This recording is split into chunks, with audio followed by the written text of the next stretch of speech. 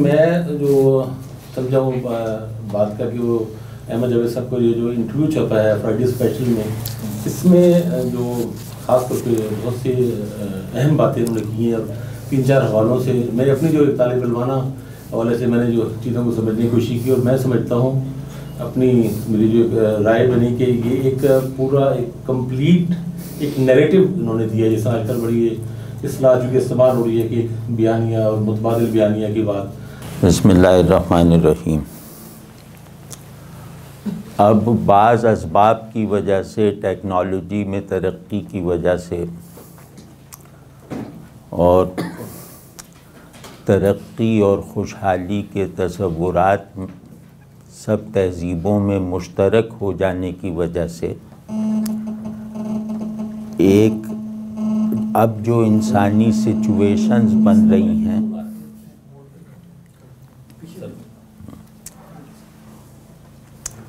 مطلب جس زمانے میں ہم رہ رہے ہیں، یہاں جو بھی مسئلہ اجتماعی سطح پر پیدا ہوگا یا جو بھی ہیومن سچویشنز بنتی ہیں وہ مقامی نہیں رہ جاتی، عالمگیر حیثیت اختیار کر لیتی ہیں۔ تو اس وقت اس زمانے کا انسان عالمگیر مصائب اور عالمگیر آسانیوں کو ایکسپیرینس کر رہا ہے۔ تو یہ بعض لوگوں کی نظر میں یہ بحران بھی ہو سکتا ہے، اور بعض لوگوں کی نظر میں یہ وحدت انسانی کا ایک نیا ماڈل بھی ہو سکتا ہے۔ تو میں یہ عرض کر رہا تھا کہ اب جو بھی صورتحال پیش آتی ہے وہ مقامی نوعیت کی نہیں رہی، بلکہ اب انسان جو ہے وہ صورتحال کی یکسانی میں رہتا ہے۔ اب مسائل ہوں یا خوشحالی ہو، وہ اپنی سچویشنل بناوٹ میں عالمگیر ہے۔ تو یہ صورت ایک پہلو سے مثبت بھی ہے کہ انسانوں میں وحدت کے جو عناصر ہیں وہ زیادہ تیزی سے پیدا ہو رہے ہیں، پھیل رہے ہیں۔ یعنی وحدت انسانی شعور یا خود انسان کا ایک قدیم آئیڈیل ہے، اس آئیڈیل کو عمل میں لانے والی صورتیں اور آسانیاں جتنی اس دور میں پیدا ہو گئی ہیں، عملاً نمودار ہو گئی ہیں، وہ پہلے کبھی نہیں ہوئی تھیں۔ تو اس کا مثبت پہلو یہ ہے، لیکن اس کے کچھ منفی پہلو ہیں، جن میں سے ایک یہ ہے کہ اس میں تہذیبی امتیازات کا خاتمہ ہو رہا ہے، اور اس صورتحال میں ریاست کو سوسائٹی پر ایک غیر فطری جابرانہ غلبہ حاصل ہوتا جا رہا ہے۔ اس جملے کا مطلب یہ ہے کہ انسان کی اجتماعیت کی تشکیل میں، یعنی ہم لوگوں کے اجتماعی وجود کی تعمیر میں سب سے بڑی قوت ریاست بنتی جا رہی ہے، اور وہ ریاست تیزی سے ایبسٹریکشن کی طرف بڑھ رہی ہے۔ مطلب ہم اس پیچیدگی میں مبتلا ہو گئے۔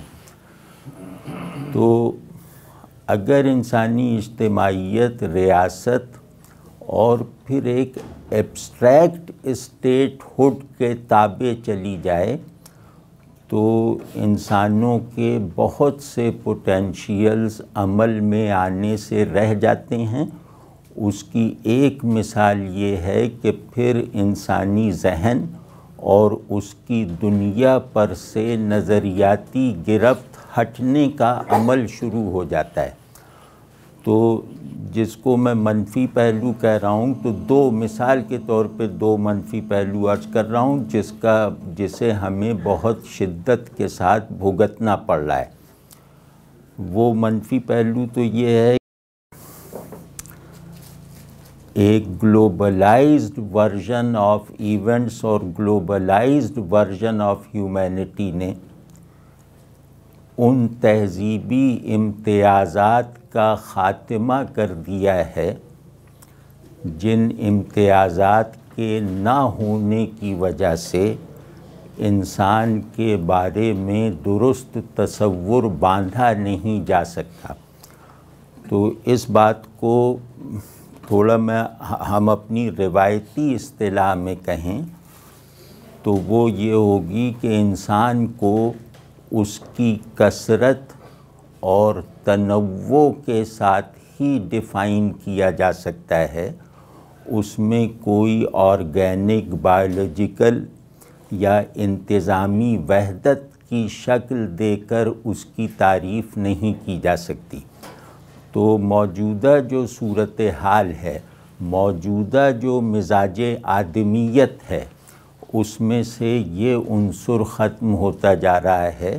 کہ انسان اپنی کثرت اور تنوع کے ساتھ وجود رکھتا ہے، اور اس کثرت اور تنوع کی موجودگی ہی میں اس کے درمیان وحدت کے امکانات پیدا ہوتے ہیں۔ تو اب ایک سپاٹ یکسانی مسلط کرنے کا جیسے لگ رہا ہے کہ ایک ویو چل رہی ہے۔ تو دوسرا یہ ایک تو یہ کہ تہذیبی امتیازات کا کے خاتمے کی طرف بڑھ رہے ہیں ہم۔ دوسرا جو ہے اس کا پہلو وہ شاید اس سے زیادہ سنگین ہے، وہ یہ ہے کہ اب معاملات پر سے، چیزوں پر سے نظریے کی گرفت ہٹتی جا رہی ہے۔ تو اب چیزوں کو نظریاتی پرسپیکٹو سے دیکھنے کی عادت رفتہ رفتہ چھوٹتی جا رہی ہے۔ تو چونکہ ہم ایک بحرانی صورتحال پر زیادہ زور دینے کے لیے اس وقت بیٹھے ہیں، تو اس لیے یہ دو باتیں میں نے عرض کر دیں تمہید کے طور پر۔ ممکن ہے کہ اس پر گفتگو ذرا تفصیل سے ہماری آپ کی ہو جائے۔ اور ایک اس میں چیز میں ایڈ کر دوں کہ تہذیبی امتیازات اگر ختم ہو گئے تو انسان کی انفرادیت کا تصور بھی باطل ہو جائے گا۔ انسانوں میں انفرادیت کا خمیر جو ہے وہ تہذیبی امتیاز سے اٹھتا ہے، تہذیبی یکسانی سے نہیں۔ تو اور دوسرے یہ کہ انسان کثرت الاساس ہے،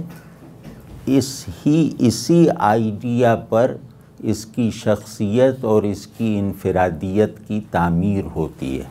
اگر انسان کی ڈیفینیشن میں سے اس کی کثرت اور تنوع نکال دیا جائے، اس کا تہذیبی تنوع اور اس کی نفسیاتی کثرت اگر نکال دی جائے،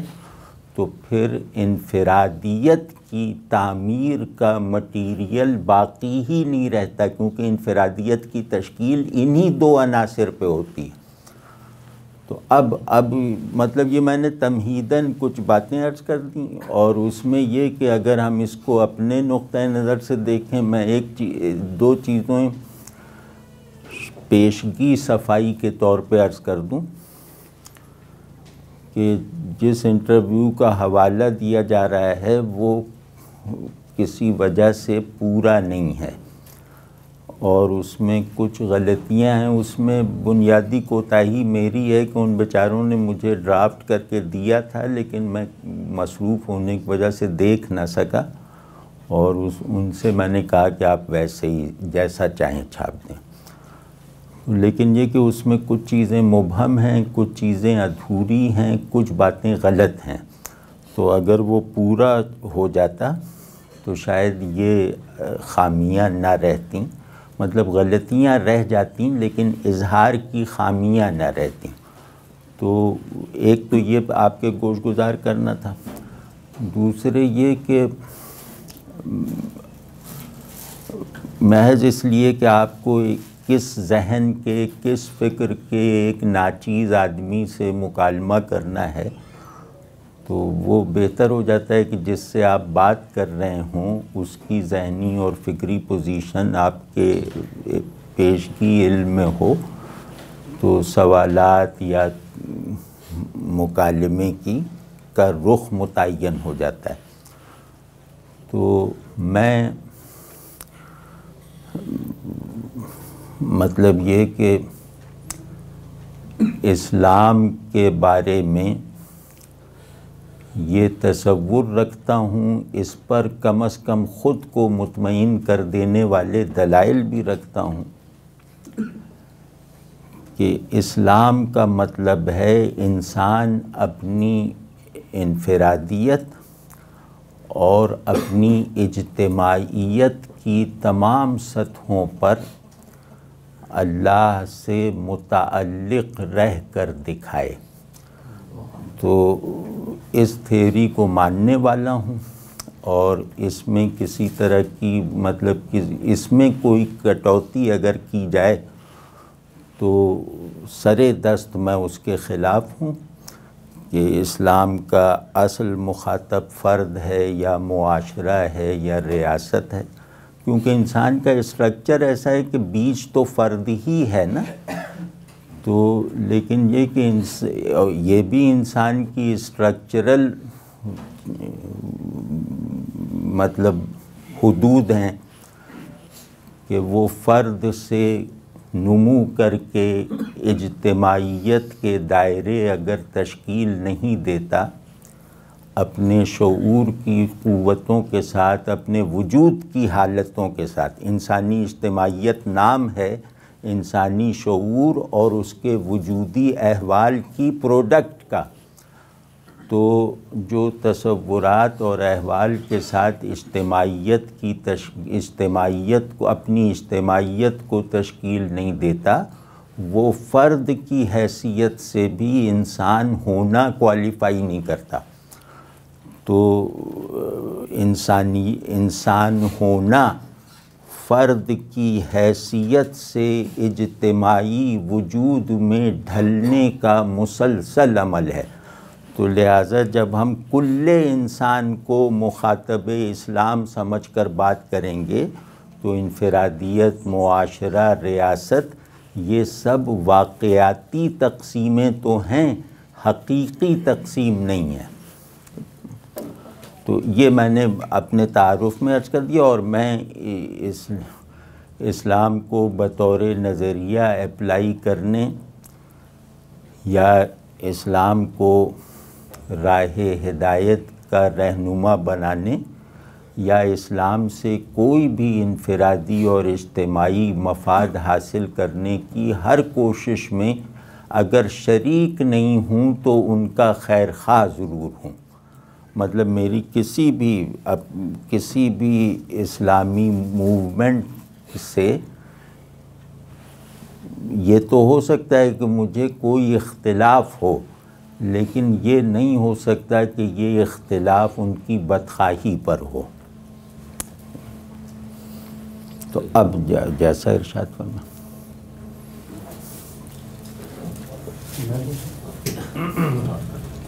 جی سر، سوال ہے کہ آپ نے بات کی ہے کہ تکثیریت کا ہونا ضروری ہے اور یکسانیت جو ہے وہ انسان کے نشو و نما کے لیے نقصان دہ ہے۔ تو اس وقت جو پوسٹ ماڈرنزم کے جو تصورات ہیں فوکالٹ کے مشرق کے، تو ان میں بھی یہ چیز جو آپ فرما رہے ہیں پائی جاتی ہے، تو آیا ہم پوسٹ ماڈرنزم کے تصورات سے کس حد تک فائدہ لے سکتے ہیں یا اس کے ذریعے سے اپنی بات کو، تو یہ ذرا نہیں، پوسٹ ماڈرنزم سے فائدہ لینے کی خواہش اسی طرح سے ہے جیسے آدمی نزلہ ٹھیک کرنے کے لیے زہر پی لے۔ تو پوسٹ ماڈرنٹی تو مطلب یہ کہ پوسٹ ماڈرن کنڈیشن ہی ہے، ایک چیز کہلاتی پوسٹ ماڈرن کنڈیشن، تو وہی یہ ہے کہ انسانوں میں کوئی چیز دائمی نہیں ہے، حقیقت ایک بے معنی لفظ ہے. جس چیز کو تم جیسے سمجھنا چاہو ویسے سمجھنے کے لیے آزاد ہو، اور ہر وہ چیز جو تمہارے فائدے میں ہو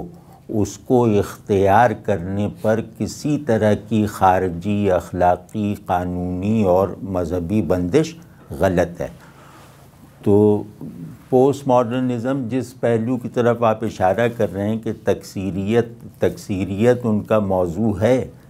لیکن تکثیریت کا مطلب وہاں ہے خود کفیل تکثیریت.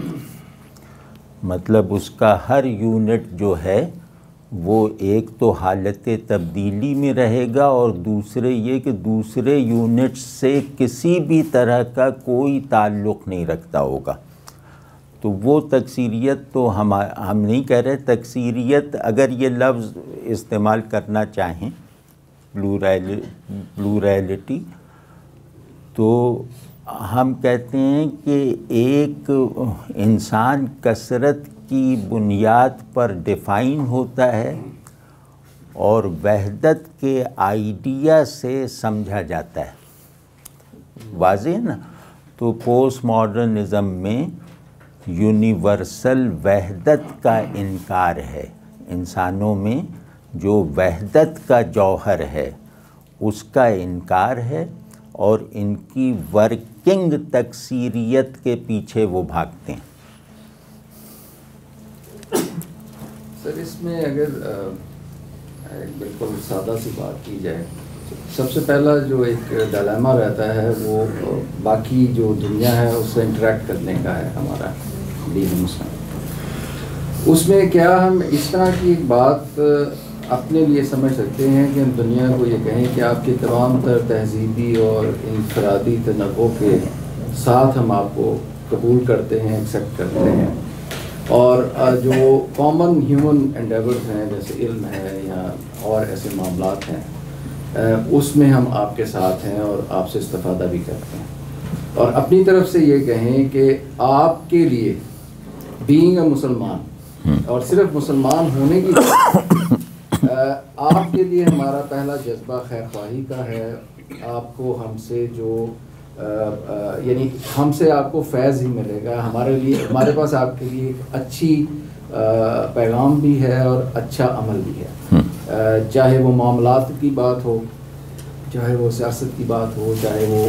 ایک روحانی فیکٹر. تو یہ کیا اس کو ایک کامن بیس بنا سکتے ہیں، لیکن اس کا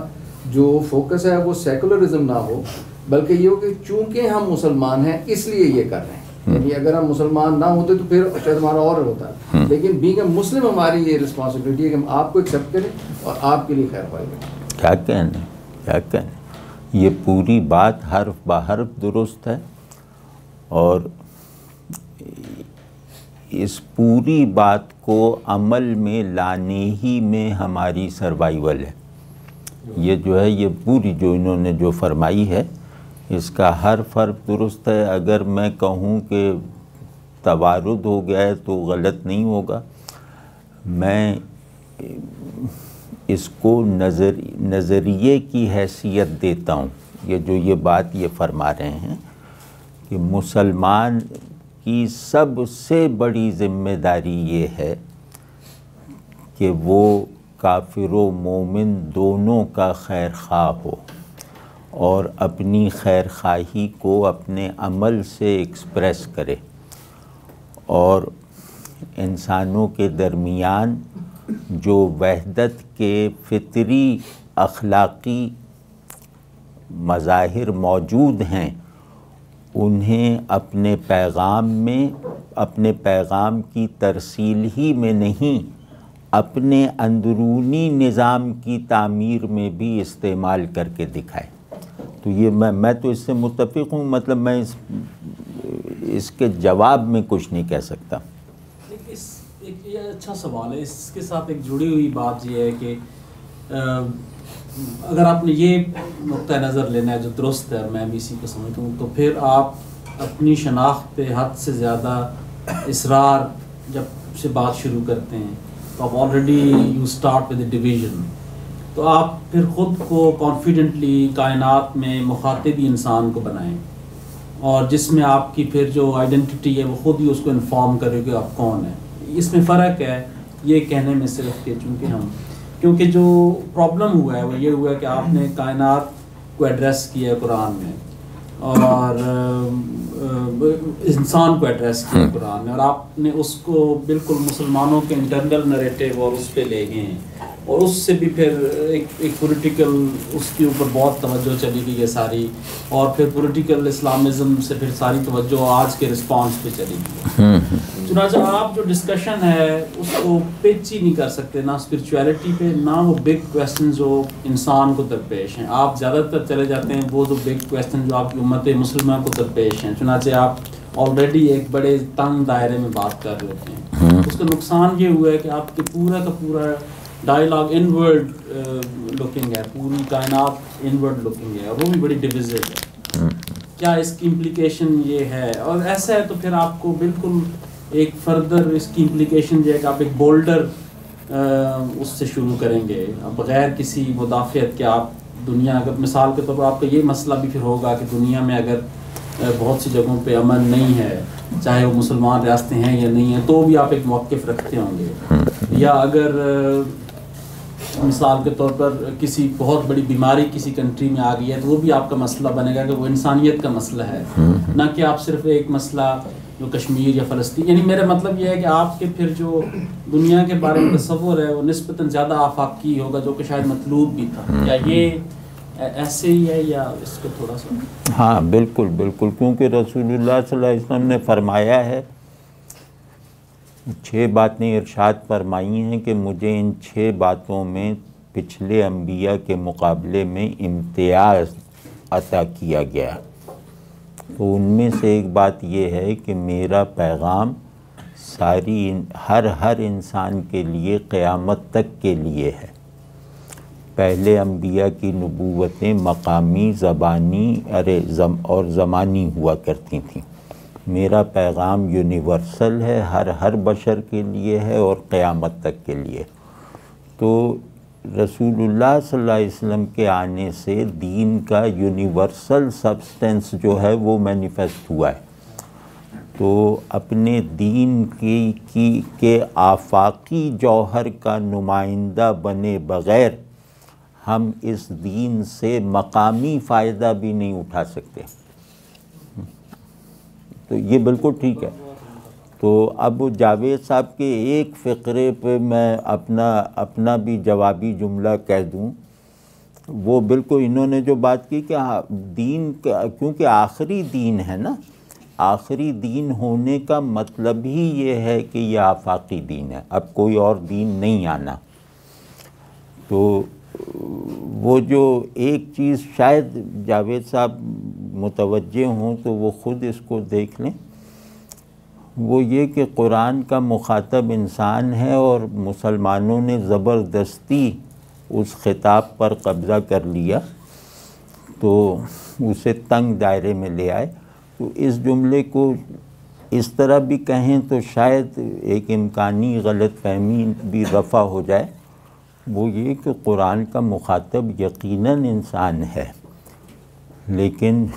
مخاطب بننا جو کوالیفائی کرے گا اسے قرآن مسلمان کہتا ہے۔ ٹھیک ہے؟ تو ہم اگر آفاقی جوہر رکھنے والے پیغام کو قبول کرتے ہیں اور اس کے امین ہیں تو خود ہمارے مزاجوں میں بھی ایک آفاقی انداز ہونا چاہیے، ورنہ اگر وہ آفاقی انداز ہماری طبیعت اور ہمارے ذہن میں نہیں ہے تو گویا یہ کہ ہم نے اسلام کو، قرآن کو رسمی طور پہ قبول کر لیا ہے، تہذیبی مصلحت سے قبول کیا ہوا ہے، ہم اس کا جوہر فی الحال ہمارے شعور و وجود میں جذب نہیں ہوا ہے۔ اسلام کی پہلی تاثیر ہی یہ ہے کہ یہ وحدت انسانی کے آئیڈیل کو گویا خون گرم میں دوڑا دیتی ہے اور ایک آفاقی تناظر پیدا کرتی ہے چیزوں کو دیکھنے کا۔ اب میں اس کو ایک مثال دیتا ہوں کہ میں اور آپ پابند ہیں کہ چیزوں کو دیکھ کر خدا کو، ہر نئی چیز کو دیکھ کر خدا کو جاننے کا ایک نیا حال حاصل کریں۔ ہمارا تصور علم یہ ہے کہ چیزیں اپنے آپ کو ہی منکشف مجھ پہ نہیں کرتی، بلکہ اپنے بنانے والے کی شان کا بھی ایک نیا انکشاف اور تجربہ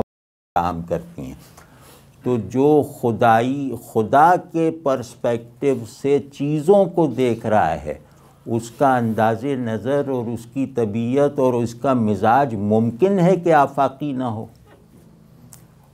یعنی پرسیپشن میں، پرسپیکٹو میں، طبیعت میں، ذہن میں آفاقیت پیدا ہونے کا جو سب سے بڑا ایجنٹ ہے، یعنی تصور خدا، اگر میں نے اپنے ذہن کی تمام حالتوں کو اس کا پابند اور عادی بنا رکھا ہے کہ میرے علم کی ساری پیش رفت وہ بالآخر اللہ کے معارف پر ختم ہوتی ہے، بالآخر اللہ کے حضور پہ تمام ہوتی ہے، تو ممکن نہیں ہے کہ ایک آدمی اپنے ذہن کی نسبتاً سنجیدہ صلاحیت کے ساتھ مسلمان ہوا ہو، اپنی طبیعت کی مرکزی رغبت کے ساتھ ایمان لایا ہو، اور اس کا تخیل اور اس کا عمل اور اس کی طبیعت آفاقی نہ ہو۔ یہ ممکن ہی نہیں ہے، مطلب نفسیاتی طور پہ ممکن نہیں۔ اب ہمارا بڑا بحران یہ ہے کہ اسلام ہمارے حافظے کی پراپرٹی بن گیا ہے اور ہماری بعض میکینیکل عادتوں کا حصہ بن گیا ہے، تو اس وجہ سے نہ ہم اس دین کے آفاقی جوہر کو اپریشیٹ کرتے ہیں اور نہ اس دین کے آفاقی جوہر کے ترجمان بنتے ہیں اپنے علم سے، اپنے اخلاق سے، اپنے عمل سے۔ اس میں آپ کے انٹرویو کے حوالے سے میں جی دو باتیں میرے ذہن میں آتی ہیں۔ ایک تو آپ نے یہ کہا کہ ہمیں یہ کام ہر حال میں کرنا ہوگا چاہے اس میں ایک صدی لگ جائے، یہ بات تو سمجھ میں آتی ہے، لیکن یہ ہوگا کیسے جب اتنے بہترین آئیڈیلز کے ہوتے ہوئے ہم نہیں یہ کر پا رہے؟ تو یہ کیسے لگتا ہے کہ یہ ہو جائے گا؟ مطلب کیا وہ اس کی علامات کیا ہوں گے جو ہمیں مطلب ابھی سے اگر ہم کام، جیسا حاکمانی صاحب نے کہا کہ ابھی ایک پری سٹارٹ آئی ہے، یعنی آغاز سے بھی پہلے کی بات ہے، ہم نے توجہ دلانی شروع کی آپ نے دوسرے اہل علم نے۔ اچھا، دوسری جو بات یہ ہے کہ جب آپ بات کرتے ہیں کہ ہم اپنی اسلامی تہذیب جو ہے ہماری، وہ اس کو ہم نے مطلب اگر غالب کرانا تو اس کے لیے ہمیں مطلب صبر معیشت ہے، اس میں یہ کہنا ہوگا کہ اس میں سود نہیں ہوگا، ہماری معاشرت ہے جو وہ خیال سے خالی نہیں ہوگی، اسی طرح دوسرے نظامات ہیں جس میں ہمارا۔ تو اس میں میرا یہ تھوڑا سا سوال ہے کہ اس کا کیا مطلب ہے کہ کیا جو مغربی تہذیب کی اچیومنٹس ہیں، کیا ہم ان کو آل ٹوگیدر مطلب ڈینائی کر دیں گے، ان کو ہم رائٹ آف کر دیں گے اور اپنا کوئی لائیں گے، یا جو چیزیں انہوں نے حاصل کر لی ہیں جو کہ تمام انسانیت سے متعلقہ ہیں، جن کا مذہب سے کوئی تعلق نہیں ہے، کیا ہم نئے سرے سے پہیے کو ایجاد کریں گے، یا کس وہ کیا میتھڈالوجی ہوگی کہ اس کے کچھ حصہ ہم اڈاپٹ کر لیں، اس کو ہم اختیار کر لیں اور باقی حصے کو ہم ریجیکٹ کر دیں؟ مطلب کیا نئے سرے سے ساری چیزیں ہوں گی؟ کس طریقے سے مطلب اس کو جامہ پہنایا جائے گا اسلام کا؟ اسلامی تہذیب کس طریقے سے گالا؟ اسلامی تہذیب نام کس چیز کا ہے؟ اب یہ میں گنوں تو 5-6 سوال ہیں شاید، تو وہ نہیں، کاشف صاحب بہت گہرائی میں دیکھتے ہیں چیزوں کو۔ ہاں، بہت صحیح ہے۔ یہ ایک طرف ہم رکھتے ہیں کیونکہ اس میں تو ظاہر ہے کوئی دوسری بات ہو نہیں سکتی کہ مغربی تہذیب اپنے علم سے اور اپنی دیگر تہذیبی ارتقائی قوتوں سے بعض ایسی منزلوں تک پہنچی ہے جن منزلوں کی ہم سب کو ضرورت ہے۔ وہ دینی انسانوں کو بھی ضرورت ہے اور لادین انسانوں کو بھی ضرورت ہے۔ تو وہ گویا اللہ کے نظام فطرت میں جتنی پیش رفت کر چکے ہیں۔ نظام فطرت کا نام یہ ہے کہ کائنات کا قانون وجود جو انسانی راحتوں میں ایک معاون قوت کا کام دے، تو وہ ظاہر ہے کہ اس کا ڈینائل نبی علیہ السلام نے نہیں کیا تو نبی علیہ السلام کی امت کیسے کر سکتی ہے؟ تو معاصر دنیا ٹھیٹ فطری اور انسانی ڈومین میں جہاں تک پہنچی ہوئی ہوتی ہے اس کا نہ انکار کیا جا سکتا ہے، نہ اس سے اصولی اجتناب کیا جا سکتا ہے۔ ٹھیک ہے، یہ بات تو طے ہے کہ مغرب، کیونکہ مغرب جو ہے وہ اس وقت انسانی ضروریات سے لے کر انسانی آئیڈیلز تک کی اقلیم پر واحد حکمران ہے۔ عملی صورت یہ ہے کہ آپ اپنے ذہن کو بنانا چاہیں گے تو اس کی تعمیر کا بھی سارا سامان وہیں سے لینا ہوگا۔ آپ اپنی دنیا کو بنانا چاہیں گے تو اس دنیا کو چلانے، قائم کرنے اور محفوظ رکھنے کا سامان بھی اور تصورات بھی وہیں سے لینے کی دنیا عادت ڈال چکی ہے۔ ٹھیک ہے نا؟ تو اب اس سے انکار نہیں ہے، یہ تو واقعے کا انکار ہے۔ میں چنگیز خان کو ٹی بی کا مریض اگر کہہ دوں حب اسلام میں تو یہ بات ممکن ہے کہ میری کسی بات کو تسکین دے، لیکن واقعے کے خلاف ہے۔ تو وہ ٹھیک ہے کہ انسانیت کی گاڑی اسٹیئرنگ پہ کوئی بھی بیٹھا ہو، وہ جہاں تک پہنچ چکی ہے ہم وہاں تک پہنچنے سے انکار کر کے اس بس سے نکلنے کا شور نہیں مچا سکتے۔ یہ غیر انسانی بھی ہوگا اور غیر اسلامی بھی ہوگا۔ اب دوسری بات یہ ہے کہ مغرب نے ہمیں بلا شبہ بہت بڑی بڑی منزلوں تک پہنچا دیا ہے اور ان پر اپنا حق ملکیت جتائے بغیر، مطلب یہ بہت بڑا کام کیا ہے کہ ان کی بیشتر چیزیں ایسی ہیں جو پیٹنٹ چیزوں کی طرح نہیں ہیں، اس پر کوئی انہوں نے اپنا کاپی رائٹ نہیں رکھا ہے، وہ انسان کے سپرد کر دی ہیں۔ تو یہ سب ہمیں ماننا بھی پڑے گا اور اس سب پر ہمیں احسان مند بھی ہونا پڑے گا۔ ٹھیک ہے نا؟ مطلب یہ اس میں کوئی، میرے خیال میں اس کے خلاف کوئی بھی رائے غیر دینی ہے۔ تو اب مسئلہ پیدا یہاں سے ہوتا ہے کہ انہوں نے ہمیں ایبٹ آباد پہنچا دیا، اس بس کی ڈرائیونگ سیٹ پہ وہ بیٹھے ہوئے ہیں، بس گویا کل انسانیت کو ورثے میں ملی ہے سفر کے لیے، لیکن ڈرائیونگ سیٹ پہ ہر زمانے میں کوئی ایک تہذیب ہوتی ہے۔ تو اب ایبٹ آباد پہنچ کر میں ڈرائیور کی مرضی سے آزاد ہوں۔ اب ایبٹ آباد پہنچ کر ہوٹل کا پتہ میں ڈرائیور سے نہیں پوچھوں گا، اب اپنے کھانے کا مینیو اس سے نہیں لوں گا۔ تو مغرب نے دنیا کو جو کچھ دیا ہے اس کو قبول کرتے وقت ایک بائنڈنگ رویہ ضرور اختیار کیا جا سکتا ہے اور کیا جانا چاہیے کہ ان میں سے کون سی چیزیں میرے دینی وجود سے متصادم ہیں، ان کو مجھے چھوڑنا ہوگا۔ اور پھر مجھے انسانی تہذیب میں خدا کے انکار کی ضرورت کو مغرب نے ڈال دیا ہے۔ مجھے مغرب سے فارمز میں نہیں لڑنا ہے، مجھے مغرب اگر میرے لیے خطرہ ہے، مغرب میرے لیے بہت بڑی اللہ کی نعمت بھی ہے، لیکن مغرب میرے لیے ایک بہت بڑا خطرہ ہے کہ اس نے انسان کے اخلاقی، سماجی، معاشی، علمی وجود کی تشکیل کے عمل میں خدا کو رکاوٹ بنا کر خارج کر دیا۔ تو اب مجھے اس پورے پیراڈائم سے نکلنا ہے، اس سے لڑنے کی ضرورت پڑی تو لڑنا ہے، اور وہ پیراڈائم، اس پیراڈائم کا احیاء کرنا ہے کہ نہیں، خدا کو سینٹر میں رکھے بغیر، خدا کو زندگی کی ساری حرکت میں کا مرکز اور منتہا بنائے بغیر انسان اپنے اخلاقی، تہذیبی اور کسی طرح کے یونیورسل مطالبات پورے نہیں کر سکتا۔ ہم یہ جواب دینے میں ناکام ہیں،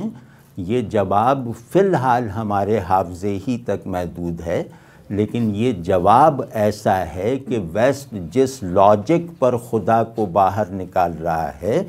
اس لاجک میں اس سوال کی اپریسیشن چھپی ہوئی ہے۔ اگر یہ سوال بندوق سے نہ کیا جائے، ایک علمی انداز سے کیا جائے اور ایک اخلاقی مظاہرے کے ساتھ کیا جائے، تو ویسٹ سے لڑنے، اگر ویسٹ سے ہمیں کہیں اختلاف ہے اور بہت اصولی اختلاف ہے، تو اس اصولی اختلاف میں ہمارا ہتھیار ان کی ایجاد کی ہوئی گن نہیں ہے۔ ہمارا ہتھیار ہمارا نتیجہ خیز علم اور ہمارا وہ اخلاق جو ہماری معاشرت کو تعمیر کر کے دکھا چکا ہو۔ ہم اس میں ناکام ہیں، ہم اس کا اعتراف کرتے ہیں، لیکن کیونکہ بات ہو رہی کہ ہم کہیں سے راستہ تو ڈھونڈیں نا، تو ہمارے خیال میں اپنے تصور علم پر علمی ترقی کرنا، اپنے تصور خیر پر با اخلاق بننا، فرد اور معاشرے دونوں سطحوں پر، یہ ہماری سب سے بڑی ضرورت ہے، اور اس سے ہمیں مغرب روک نہیں رہا ہے۔ یہ ہم بغیر کسی خوف کے کر سکتے ہیں، لیکن ہماری ایک بری عادت پڑی ہوئی ہے کہ ہم علم کو نتیجہ خیز ایفیکٹو بنانے کی جد و جہد سے 200-400 سال پہلے دستبردار ہو چکے ہیں۔ ہم اخلاق کے معاشرتی ماڈلز کو دینی فریضہ بنائے رکھنے کے تصور سے عاری ہو چکے ہیں۔ تو اس وجہ سے مطلب یہ کہ ہم اب ویسٹ سے لڑائی کا جو اصل میدان ہے، وہ ہم اپنی کمزوری کی وجہ سے وہاں سے فرار ہو کر اس میدان میں مغرب سے لڑ رہے ہیں جہاں اس سے لڑنے کی اول تو ضرورت نہیں ہے، اور اگر جن لوگوں نے لڑائی چھیڑ رکھی ہے وہ ویسٹ کے غلبے کو گویا اور اسٹیبلش کر رہے ہیں، اور وہ ویسٹ کے غلبے کو ایک نظریاتی جہت دے رہے ہیں۔ وہ مغرب کو مجبور کر رہے ہیں کہ وہ اپنی بہترین انکاری صلاحیتوں کے ساتھ ہم پر حملہ آور ہو، اور ایسا ہونا شروع ہو گیا ہے۔ یہ مطلب یہ خیال اور قیاس کی بات نہیں ہے، ایسا ہونا شروع ہو گیا ہے۔ تو اب مشکل مطلب یہ کہ خدا مرکز علم، خدا مرکز اخلاق، یہ چاہے اپنی فارمز میں ویسٹ کی فارمز آف نالج اور ویسٹ کی موریلٹی کے نزدیک ہے یا دور ہے، اس سے بالکل بے نیاز ہو کر ہمیں یہ دو چیزیں پیدا کرنی ہیں، ورنہ ویسٹ کا ہر غلبہ اب ہمارے لیے آفت کا سبب بنے گا، راحت کا نہیں۔ اب تک وہ راحت کا سبب تھا۔ ضمنی سا سوال ہے کہ ویسٹ اپنی تمام تر ترقی کے باوجود اور علمی حوالے سے جو اچیومنٹ ان کا آپ بھی ذکر کرتے ہیں، خدا تک کیوں نہیں پہنچ سکا؟ ہم اس طرح کیوں ڈفرینشیٹ کرتے ہیں؟ نہیں، ہم تو گفتگو میں تفہیم کے لیے ویسٹ وغیرہ کہہ رہے ہیں نا، تو ورنہ تو اب تو ویسٹ کی تحلیل ہو چکا ہے۔ اب ویسٹرن سویلائزیشن کا جغرافیہ جو بنایا جاتا ہے اس میں پاکستان وغیرہ بھی شامل ہیں، یعنی اب ویسٹرن کا لفظ ایک کلاسیکی ویسٹ تک محدود نہیں ہے۔ تو وہ لیکن ہم تو گفتگو کی ایک بات پہنچانے کے لیے کر رہے ہیں، تو نہیں، یہی تو رونا ہے کہ ویسٹ نے آرڈر آف تھنگس میں سے خدا کو نکال کر کامیابیاں حاصل کی ہیں۔ یہ وہ چیلنج ہے جو اگر 2 منٹ ہم اس پہ فوکس کریں تو رونگٹے کھڑے ہو جاتے ہیں۔ اب اس وقت آپ سمجھیں دنیا آزمائش کے اصول پر بنی ہے، اس وقت سب سے بڑی آزمائش یہ ہے کہ ہم خدا کو اس کی جگہ بحال کر کے دکھائیں، علم میں، اخلاق میں، دنیا کے علم میں۔ یہ دیکھیں نا، کسی آپ کوئی بھی ویسٹرن ہسٹری آف سائنسز پڑھیے تو اس میں سب میں ایک بات مشترک نظر آئے گی کہ موریلٹی گاڈ لیس، نالج گاڈ لیس، بلکہ اس سے بڑھ کر یہ ہے کہ خدا کو مانتے ہوئے علم حاصل کرنا ممکن ہی نہیں ہے، خدا پر ایمان رکھتے ہوئے با اخلاق بننا ممکن ہی نہیں۔ اب آپ دیکھیں نا کہ یہ بات کب سے، میرا خیال ہے کتنے 20ویں صدی کے شروع میں مانہائم وغیرہ اور کچھ اور سوشالوجسٹوں نے، فرائیڈ نے، نفسیات دانوں نے 20ویں صدی کا بالکل شروع تھا جب یہ کہا کہ ہم کہتے ہیں کہ انسان ایک اخلاقی وجود ہے، لیکن اس نے اپنا رخ غلط کر لیا خدا کی طرف منہ کر کے۔ یعنی اخلاقیات پر مذہب سے بڑا ظلم کبھی نہیں ہوا۔ یہ جملہ ہے وہ کسی، اب میں نام بھول رہا ہوں، لیکن یہ کسی بڑے آدمی کا 20ویں صدی کے شروع میں، اور ویسٹ نے اس جملے کو عملی شکل دے کر دکھا دیا کہ وہ کون سے اخلاقی آئیڈیلز ہیں جن کے لیے خدا کو ماننا ضروری ہے۔ اس سوال کو فیس کرو اور اس کا کامیاب جواب دے کر دکھاؤ۔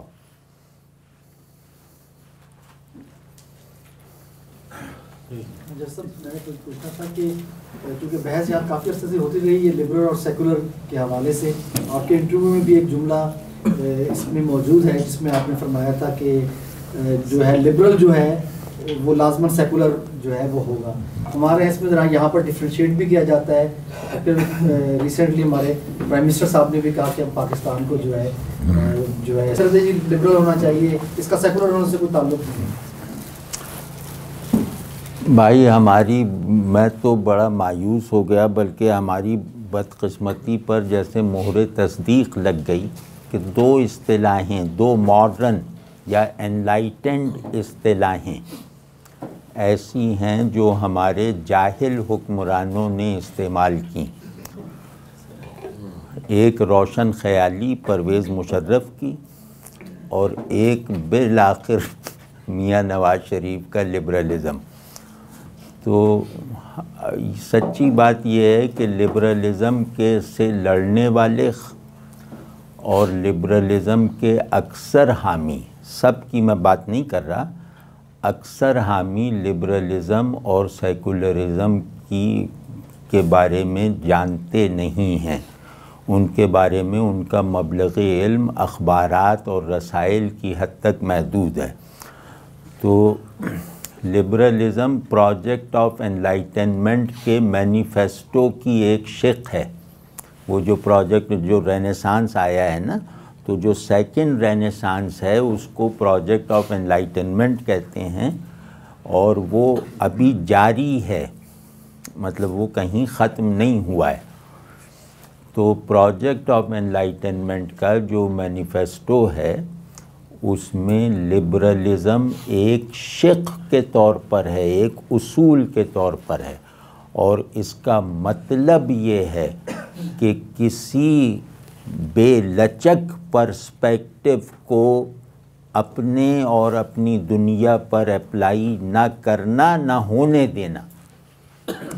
کسی میٹا نیریٹو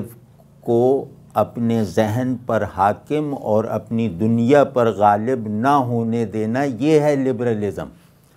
جس کو پوسٹ ماڈرنسٹ کیونکہ بڑے بے دھڑک لوگ ہیں، بے مروت لوگ ہیں، انہوں نے کہا کوئی میٹا نیریٹو نہیں ہے۔ انہوں نے لبرلزم کے ایجنڈے کو اس کا حقیقی نتیجہ فراہم کر دیا کہ کوئی میٹا نیریٹو نہیں ہے، حقیقت ایبسرڈ ہے، حقیقت ایک لفظ ہے جس کے معنی صرف لغت میں ہے۔ ٹھیک ہے نا؟ تو لبرلزم کو ایک جملے میں کہا جائے تو وہی جو آلتھوسے نے کہا کہ کوئی میٹا نیریٹو نہیں، کوئی بائنڈنگ آئیڈیا نہیں، کوئی مستقل نظریہ نہیں، یہ لبرلزم ہے۔ تو ایک سوال ہے اسی سے پروپوزیشنز جیسے آپ، اور ایک ہیں اس کے مقابلے میں ایک جو پولیٹیکل پارٹی رسپانس دینے کی کوشش کرتی ہے، یا ایک کسی پوزیشن پہ بندہ ہے اس کو رسپونڈ کرنے کی کوشش کر رہا ہے، اب اس کے پاس اس کے اندر یہ حقیقت موجود ہے لیکن اس کے پاس وہ اصطلاحات نہیں ہیں کہ وہ اس کے بارے میں، اور اس کے اندر ایک نالج کے خلاف بھی موجود ہے ہمارے اپنے تناظر میں۔ چنانچہ وہ for want of better word prime minister نے بھی کہہ دیا کہ میں، اس کا مطلب یہ بیسیکلی وہ کہنا چاہتا ہوگا کہ جو اس وقت مذہب کی بنیاد پہ سیاست ہو رہی ہے ہم وہ نہیں چاہتے، ہم ایسی سوسائٹی چاہتے ہیں جس میں ہم ایک دوسرے کو کو ایگزسٹ کر سکیں آگے۔ اچھا یہ ایک غلطی بھی ہو سکتی ہے، جہالت ہو سکتی ہے، لیکن وقاص صاحب بھی بیٹھے ہوئے ہیں، ایک سیاسی جماعت کو اپنے ایک رسپونڈ کرنا ہوتا ہے اس کو، جو بھی ایک مثلا ایک پیرس میں اٹیک ہو گیا ہے اس نے اس کو رسپونڈ کرنا ہے، فلسطین میں کچھ، اب وہ اس موجود ریالٹی میں اس دن کی حقیقت کو رسپونڈ کر رہے ہوتے ہیں۔ اب مسئلہ یہ ہے کہ اس کو رسپونڈ کرتے ہوئے ان کو، جب آپ کی میں بات سامنے رکھوں تو دو چیزوں کا خیال رکھنا پڑے گا ہم نے، کہ ہمارے اخلاقی طور پہ بھی ہم سب سے بڑھ کے نظر آئیں اور خدا کے وجود کو بھی دکھا سکیں، لیکن ہم اس عملی ضرورت کو بھی پورا کر رہے ہیں۔ اچھا یہ کافی بڑا چیلنج ہے جو اپنی اپنی پوزیشنز پہ جو ہم لوگ سب موجود ہیں وہ اس کو عہدہ برا نہیں ہو پاتے ہیں۔ کیا یہ ہے پرابلم؟ بیکاز جو اس وقت گفتگو بھی ہو رہی ہے اور خاکوانی صاحب نے اس کو پبلک ڈومین میں لا کے بڑا زبردست، کیونکہ یہ زیادہ تر خانقاہوں میں گفتگو چلی گئی ہے اور جو عام ہمارا روز کی ریالٹی اس میں ہمارے پاس انف لینگویج انف ڈسکورس نہیں ہے جو اس کو پورا کر رہا ہو۔ اور اس کی طرف آپ نے بھی اشارہ کیا، آپ نے اپنے انٹرویو میں کہا کہ ایک خاص طرح کا پرابلی آپ یہ اشارہ کرتے ہیں، خاص طرح کا گھٹیا پن آ گیا ہے کسی مسئلے کو ڈیل کرتے ہوئے، اور وہ بیسیکلی یہی ہے کہ آپ اس کے تمام لوازمات عہدہ برا نہیں کر پا رہے ہوتے اور آپ اس کے ایک جز کو ڈیل کر رہے ہوتے ہیں۔ ہاں بالکل بالکل، شاید یہ نہیں بالکل، کیوں دیکھیں ہماری پوری بات یہ ہے کہ ہر مسئلہ چاہے وہ عارضی ہو یا مستقل ہو، چھوٹا ہو یا بڑا ہو، دو چیزوں کا تقاضا کرتا ہے اپنے حل کے لیے، ایک پرسپیکٹو، ایک سکل۔ پرسپیکٹو جو ہے وہ مستقل ہوتا ہے، اسکل جو ہے وہ اس مسئلے کی مناسبت سے ہوتی ہے۔ تو ہم ان دونوں ضرورتوں، ان دونوں مطالبات کو پورا کرنے کا سامان نہیں رکھتے۔ ہم 100 مسئلے بھی ہوں گے تو انہیں دیکھنے کا پرسپیکٹو ایک ہوگا، اسکلز 100 ہوں گی یا 200 ہوں گی۔ تو ان معنوں میں تو ٹھیک ہے کہ اگر ہم کہیں کہ یہ پاکستان میں ایک، اب مشکل یہ ہوتی ہے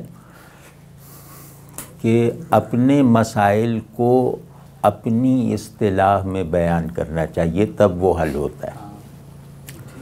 مسئلہ میرا ہے، اصطلاح نیپال کی ہے، تو مسئلہ کہاں سے حل ہوگا؟ ٹھیک ہے نا؟ تو لبرلزم ایک بہت لوڈڈ ٹرم ہے، اس کو ایسی بے احتیاطی یا بے پرواہی سے اس کے تمام مفاہیم سے کاٹ کر اسے استعمال کرنا خیانت ہے، یہ خلاف دیانت ہے۔ تو لیکن یہ کہ یہ سب پتہ ہی نہیں کہ لبرلزم کہتے کسے ہیں، سیکولرزم کہتے کسے ہیں۔ تو لوڈڈ ٹرم ہے، تو کہیں یہ لوڈ تو نہیں کی گئی؟ ہاں لوڈ کی گئی ہے، بلکہ اپ لوڈ کی گئی ہے۔ اگر یہ جو ہے نا، یہ جو کہا اور کافی بڑی رعایت دی پرائم منسٹر صاحب کو، دیکھیں انہوں نے دوسری بار ہی کہا، پہلی بار استعمال کیا، دوسری بار استعمال کیا، ڈیفینڈ نہیں کرنا چاہتا۔ اچھا چلیں، یہ تو بہت اچھا ہے۔ اچھا، اور یہ دیکھیں بڑا واضح انہوں نے 3 لفظ استعمال کیے، جمہوری، لبرل اور ترقی پسند، اور بڑا سوچے سمجھے نپے دولے لفظ ہے۔ ظاہر ہے میاں صاحب بہت اچھی طرح چیزوں کو سمجھتے ہیں، مسلم لیگ کی پولیٹ میں اندر آپ دیکھیں نا گریجولی، یہ ایک پولیٹیکل ہو جائے گا چیزیں سارا، لیکن ایک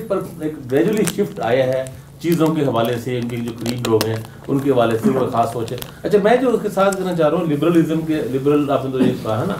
جو مجھے لگ رہا ہے کہ یہ پاکستان میں اب جو ایک تو مسلم امہ کا ایشو ہے نا پورا، ایک پورے بڑے پیمانے پر، لیکن پاکستان میں رہنے جو لوگ ہیں ان کا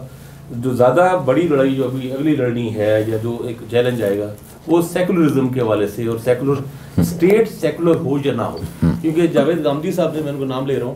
انہوں نے جو نیریٹو اس پہ انہوں نے بڑا واضح طور پہ یہ کہا کہ ریاست کو سیکولر نہیں ہونا چاہیے، ریاست سیکولر ہونا چاہیے، ریاست کو مذہبی نہیں ہونا چاہیے. اور وہ اس کو وہ یعنی وہ یہ بھی ساتھ، اور وہ جو کہ جاوید صاحب کے ظاہر ان کا ایک اپنا انفلوئنس ہے، ان کے کئی لوگ لکھنے والے بھی ہیں، میڈیا میں بھی بڑے اچھے لکھنے والے لوگ موجود ہیں پرومیننٹ. تو وہ پورا ایک نیریٹو ہے پورا، اور وہ بھی جو کہ وہ ایسا کہتے ہوئے اور ایسا لکھتے ہوئے سیکولر اسکول آف تھاٹ کے ساتھ کھڑے نہ ہونے کا تاثر دیتے ہیں بڑا واضح کہ ہم اس کو نہیں کر رہے. وہ کہتے ہیں کیونکہ مسلمان یہاں پہ جہاں میجارٹی ہے تو یہاں ویسے ہی اسلامی حکومت بنے گی یا اسلامی بنے، لیکن بہرحال وہ واضح طور پہ ایک بات کہتے ہیں اسٹیٹ کو سیکولر ہونا چاہیے. نمبر 1. دوسرا، ہمارے ہاں ایک بڑی اس وقت جو کافی ساری بحثیں شروع ہوئی ہیں اور اس میں نوجوان بھی ظاہر کافی شامل ہیں، وہ سوشل میڈیا پہ کافی ہو رہی ہیں. مختلف ویب سائٹس ایسے ہی ہیں جو کافی زیادہ، جن کے روزانہ 10-20 ہزار اس سے بھی زیادہ تک وزٹس ہٹس بھی ہوتے ہیں، لوگ پڑھتے ہیں، لوگ شیئر کرتے ہیں بے شمار چیزیں. اس میں بھی کافی ساری جو بحثیں ہیں، مباحث جو ہیں، وہ سیکولرزم کے حوالے سے ہو رہے ہیں. اور سب سے بڑا کہ سیکولر، ایک تو ویسے سیکولرزم کے حوالے سے کہ فرد کو سیکولر ہونا چاہیے، اور دوسرا جو زیادہ تقویت ساتھ کوشش کی جاتی ہے دینے کی کہ ریاست کو سیکولر ہونا چاہیے. اور چونکہ ہمارا اس وقت جو ویسٹ کے مسائل جو آپ نے کہا کہ تصور علم اور تصور اخلاق و خدا کی ذات کے ساتھ جوڑنے، وہ تو ایک بڑی ایک وہ ایشوز ہے نا. اس وقت ہمارا اسٹیٹ کا جو اس وقت زیادہ ایشو بن گیا مذہبی شدت پسندی یا کہہ لیں عسکری پسندی جو ہے، جس کی بہرحال بنیاد کہیں نہ کہیں جا کے مذہبی ایک سیگمنٹ سے ملتی ہے. تو وہ جس طرح کی چیزیں ہو رہی ہیں، اس طرح کی قتل و غارت ہو رہی ہے، یونیورسٹیوں پہ، کالجوں پہ، اسکولوں پہ حملے اور ٹارگٹ کلنگ لوگوں کی، اور اس طرح جو مختلف شخصیات، تو وہ ایک تاثر ملتا ہے. دوسری بات ہے ہمارے ہاں جو مذہبی گروہ ہیں کچھ جو بہت زیادہ ایک اگریشن بھی نظر آتا ہے، ان میں اگریسو بھی ہو جاتے ہیں چھوٹی چھوٹی باتوں پہ، اشتعال بھی. یعنی جو اخلاق کے جو رویے ہیں وہ ہمارے مذہبی حلقوں کے اگر دیکھا جائے مجموعی طور پہ تو وہ انتہائی مایوس کرنا، میرا خیال ہے 10 میں سے شاید وہ 2 نمبر بھی شاید نہ لے سکے. مطلب کم از کم پبلک پرسیپشن یہی ہے کہ ایک برداشت، تحمل، رواداری کے والے سے، اور ایک بنیادی تہذیب یعنی بیسک جو بالکل تہذیبی ایک شائستگی ہوتی ہے اس حوالے سے ہمارے مذہبی رویے ہلکے. اور یہ سوشل میڈیا پہ بھی یہ بات بہت واضح فیل ہوتی ہے کہ وہاں پہ جو مذہبی رجحان رکھنے والے نوجوان جو آتے ہیں اور جتنا وہ جارحیت کا مظاہرہ کرتے ہیں اپنے سے اختلاف رائے اپنے لوگوں پر، تو ایک بڑا واضح تاثر بنا دیتے ہیں کہ یہ خود بھی ایک طرح کے مختلف ایون جو مذہبی پولیٹیکل گروپ بھی ہیں، وہ اگرچہ وہ جماعتیں جو فرقہ پرست نہیں بھی ہیں،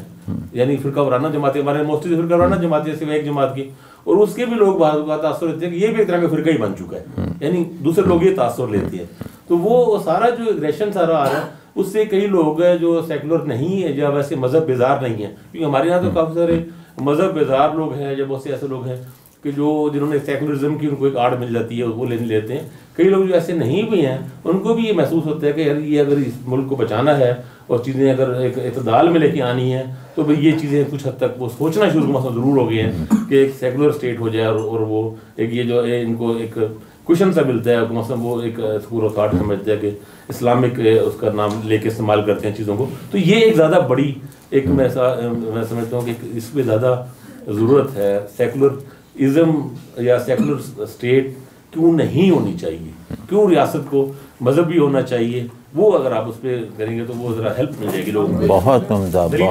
بہت عمدہ. نماز کا وقفہ کرنے کے بعد ہم 7:35 پہ ابھی ہم نماز کا وقفہ کرتے ہیں، 7:30 نماز ہے، 7:35 سوال کا جواب دے گا نہیں، اس کا جواب نماز ہوگا نہیں، جواب مکمل نہیں. 7:30 پہ انشاءاللہ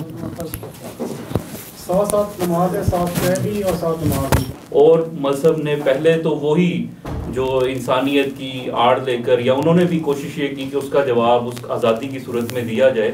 لیکن اب انہیں وہ آئیڈیا مل گیا کہ ہاں یہ ہو سکتا ہے، تو اب شاید وہ ہمیں تو انہوں نے ہٹا دیا، اب وہ خود اس کی جگہ لے رہے ہیں.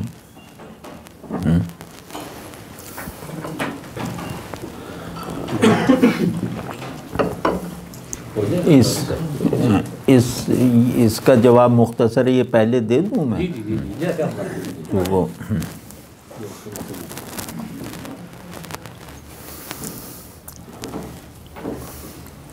اصل میں واقعاتی سطح پر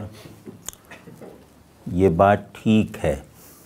کہ مذہب کا جو ریاستی استعمال ہم نے کیا ہے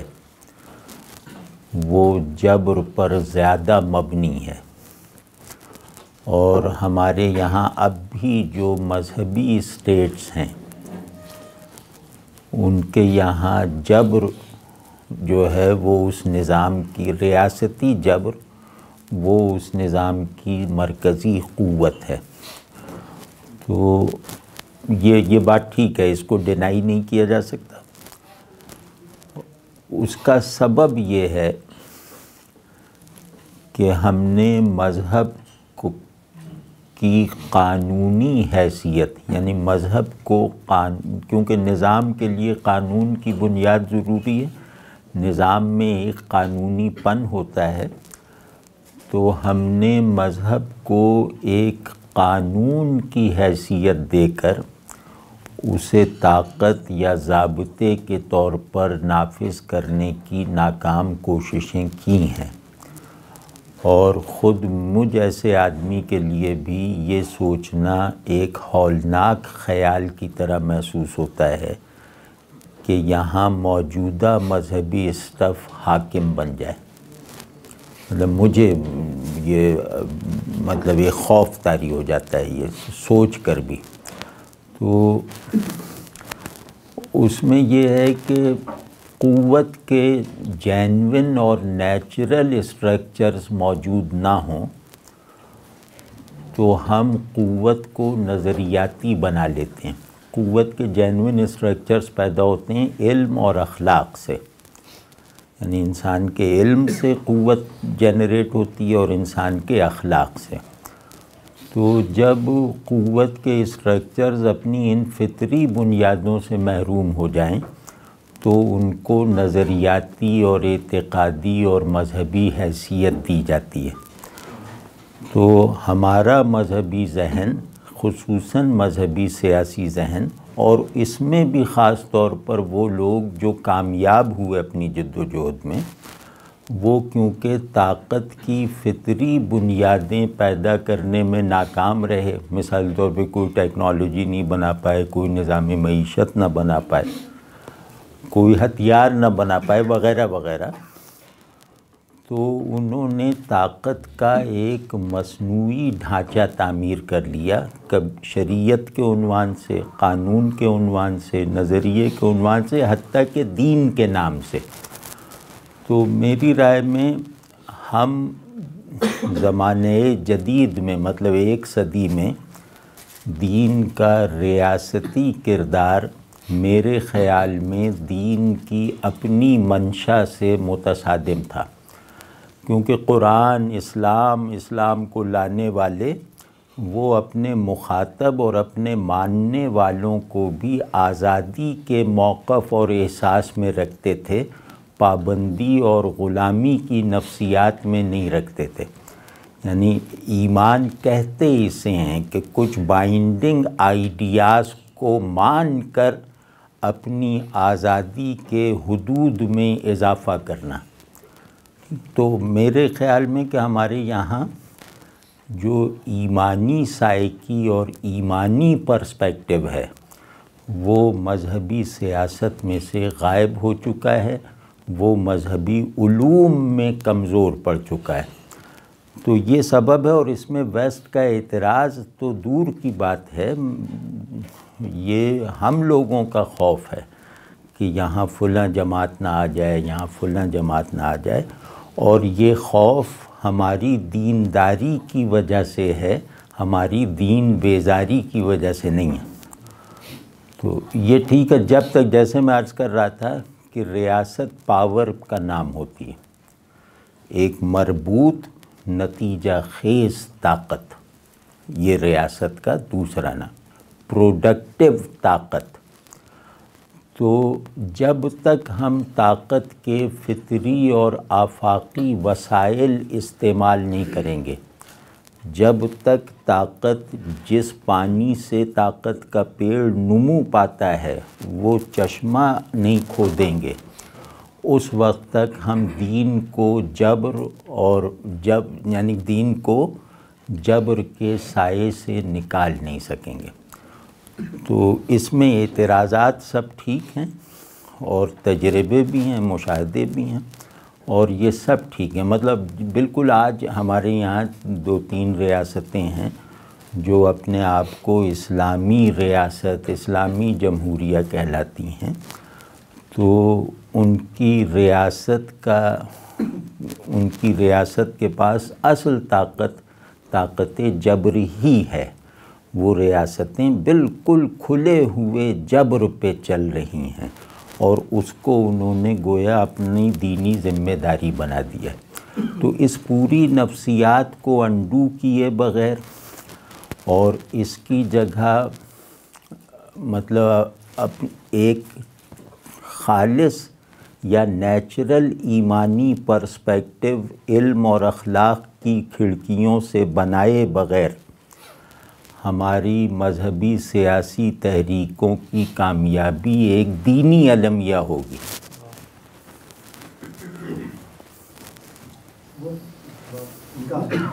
اچھا وہ خاکوانی صاحب نے بڑا وہ کیا اتفاق یہ کہ ہم انہی نشستوں میں انسانی حقوق، لبرلزم اور سیکولرزم کے عنوانات پہ وہ شروع کر رہے تھے سلسلہ۔ تو خاکوانی صاحب کا سوال بالکل واضح اور دو ٹوک ہے کہ ریاست کو سیکولر کیوں نہیں ہونا چاہیے۔ ریاست کا یعنی مسلم میجارٹی کے ملک میں ریاست کا اسلامی یا مسلم ہونا کیوں ضروری ہے؟ تو یہ بہت اہم سوال ہے، اس کو فیس کرنا ہے اور اس کو ابھی ریاست کو اپنی سیکولر بنتے ہوئے بے بسی کے ساتھ دیکھنا ہے۔ تو کیونکہ سر دست ہم جن مشکلات میں گھرے ہوئے ہیں ان مشکلات کا مجرب نسخہ دنیا کے پاس سیکولرزم ہی ہے۔ ان مشکلات سے نکالنے کی ضمانت دینے والی کوئی تدبیر عملی شکل میں موجود ہی نہیں ہے۔ تو ایک ہی دوا ایجاد ہوئی ہے مذہبی تشدد پسندی سے بچنے کے لیے، اس دوا نے اپنا اثر بھی دکھایا ہے، معاشروں کو مذہبی تشدد پسندی سے نکالا بھی ہے۔ تو وہ دوا بس وہ مذہبی تشدد پسندی کا ایک ہی ڈاکٹر ہے، اس کے پاس ایک ہی دوا ہے اور وہ دوا ہے سیکولرزم۔ تو ہماری بد نصیبی یہ ہے کہ ہمارے پاس اپنے اندر پیدا ہو جانے والی دہشت گردی، ملیٹنسی وغیرہ کا خود ہماری ہی تہذیب، ہمارے ہی دین سے عملاً موجود جواب حاضر نہیں ہے۔ تو اس کو سب سے پہلے تو یہ کہ اپنے اس خلا کو محسوس کرنا چاہیے، اس خلا کو پر کرنے کی کوشش کرنی چاہیے کہ وہ کیا مسئلہ ہے کہ انسانوں میں پیدا ہونے والے تمام مسائل کا مجرب حل جو ہے وہ اہل دین کے پاس نہیں ہوتا۔ مطلب اس کوتاہی، اس نارسائی کو ختم کرنا گویا اپنے آپ کو نئے سرے سے مسلمان بنانے جیسا عمل ہے۔ تو کیا وجہ ہے کہ ہمارا دین بے تاثیر ہے انفس میں بھی، آفاق میں بھی؟ اس کی کیا وجہ ہے؟ تو اس وجہ کو دریافت کر کے اس کے میرے ذہن میں یہی ہے کہ ہمارے یہاں دین کی تعلیم کے نام سے ایمانی شعور کی نشو و نما کا کوئی اہتمام نہیں کیا گیا۔ ہمارے یہاں دینی تعلیم بھی خدا مرکز نہیں رہی، شخصیات مرکز بن کے رہ گئی وغیرہ وغیرہ۔ تو یہ اب اس سوال کا جواب موجود نہیں ہے، تصور کر کے ہم دے رہے ہیں کہ بالکل یہ جو اعتراض یا یہ پریشانی یہ بالکل ٹھیک ہے، اور اس کا جواب تصور میں یہی دیا جا سکتا ہے کہ دین محض قانون نہیں ہے، یہ ایک اسٹیٹ آف بینگ ہے۔ تو جب تک دین اسٹیٹ آف بینگ کے درجے پر نہیں پہنچے گا ہمارے یہاں، اس وقت تک ہمارے یہاں دین کا ہر استعمال متشددانہ، جابرانہ یا تاجرانہ رہے گا۔ اچھا نہیں، وہ تو میں بھول کے پھر دوبارہ اس سوال پر تو وہ جو بات ہو رہی تھی کہ سیکولرزم اور لبرلزم کو اختیار یا رد کرنے کے لیے جو ضروری فہم چاہیے وہ ہمارے یہاں کمیاب ہے۔ تو اس میں ایک جملہ کہہ کے میں پھر خاکوانی صاحب کی بات پہ کچھ عرض کرنے کی کوشش کرتا ہوں کہ سیکولرزم اور لبرلزم ایک ہی درخت کے دو پودے ہیں، ایک ہی درخت کے دو پھل ہیں، ان میں فرق کیٹیگری کا ہے۔ سیکولرزم ریاستی ہوتا ہے اور لبرلزم سماجی یا انفرادی ہوتا ہے، لیکن یہ کہ ان دونوں کا کانٹینٹ ایک ہے۔ تو اور یہ مطلب اسلام کے لیے سب سے بڑے چیلنجز کی حیثیت رکھتی ہیں۔ لبرلزم فرد کے مسلمان ہونے کی حالت میں زلزلہ پیدا کرتا ہے اور سیکولرزم قوم کے مسلمان ہونے کو مشکل بنا دیتا ہے۔ تو اب اس میں ہم یہ عرض کر رہے ہیں کہ ہماری اسٹیٹ کو سیکولر کیوں نہیں ہونا چاہیے۔ یہی سیکولرزم کا صرف یہ مطلب نہیں ہے کہ ایک کثیر القومی یا کثیر الاعتقادی معاشرے میں توازن اور برابری مینٹین کی جائے۔ یہ تو ضروری ہے، یہ اسلامی ریاست بھی قائم نہیں ہو سکتی جب تک کہ وہ مروجہ انسانی حقوق، شہری آزادی اور شہری مساوات کا پورا لحاظ نہیں رکھے گی۔ اس وقت وہ ہمارے پاس ڈسکورس ابھی موجود نہیں ہے، لیکن اس وقت تک اسلامی ریاست بھی نہیں قائم ہو سکتی۔ تو سیکولرزم کا مطلب یہ ہے کہ انسان کو اپنے اجتماعی نظام کو چلانے کے لیے کسی میٹا فزکس کی، کسی ایمان کی، کسی خدا کی ضرورت نہیں ہے۔ سیکولرزم کا ایک تاریخی پس منظر ہے اور اس کو نظر انداز کر کے ہم اس ترکیب کے معنی اور اس کے ممکنہ یقینی اثرات کو سمجھ نہیں سکتے۔ وہ یہ کہ عیسائیت کو جب رومیوں نے قبول کر لیا اور اسٹیٹ اور چرچ کی ایک وحدت وجود میں آئی جس میں حاکم غالب تھا اور پادری مغلوب تھا، تو اس کے بعد جب یہ تجربہ ناکام رہا، رومیوں کے مزاج نے عیسائیت کی سبجیکٹیوٹی سے جب تصادم محسوس کیا تو جب ان میں دولختی اور جدائی کا عمل پیش آیا تو پھر چرچ نے اپنی حکومت کو اسٹیبلش کیا اور بادشاہ کو اپنا ماتحت بنایا۔ تو مغرب میں کئی صدیاں اس بیلنس کے ساتھ گزری ہیں کہ چرچ اصل طاقت ہے اور بادشاہ بھی اس کے بنائے ہوئے حدود سے باہر نہیں نکل سکتا۔ تو اس کے کیونکہ چرچ نے ریاستی قوت حاصل کر لی ریاست چلانے کی اسکل حاصل کیے بغیر، تو ان کی قوت ایک نیکڈ جبر بن کر ظاہر ہوئی۔ تو ویسٹ نے مذہبی جبر کا صدیوں تک تجربہ کیا، اور اس کے بعد انہوں نے رومیوں کی منطق کہ عیسائی مسیحیت غلاموں کا دین ہے، حاکموں اور آزادوں کا نہیں، وہ جو آخری رومی قیصر تھا اس نے یہی کہا نا، یہ ہمارے مزاج سے لگا نہیں کھاتا۔ تو اس تجربے کی بنیاد، اسی طرح کے تجربات کی بنیاد پہ، یا قیصر کے اس اعتراض کا جواب دینے کے لیے عیسائیت غلاموں کا دین کہلانے کے الزام سے بچنے کے لیے غلام بنانے والا دین بن کر رہ گئی، ٹھیک ہے۔ تو اس جبر اور اس اجتماعی مذہبی غلامی کے تجربے سے نکلنے کے لیے جس قوت نے ایک نظریاتی روپ اختیار کیا، مذہبی یا مذہب کے نام پر اقتدار کی تمام فارمز اور اسٹرکچرز کو گرانے کے لیے جو قوت اٹھی، اس قوت نے جب خود کو ایک نظریے میں ڈھالا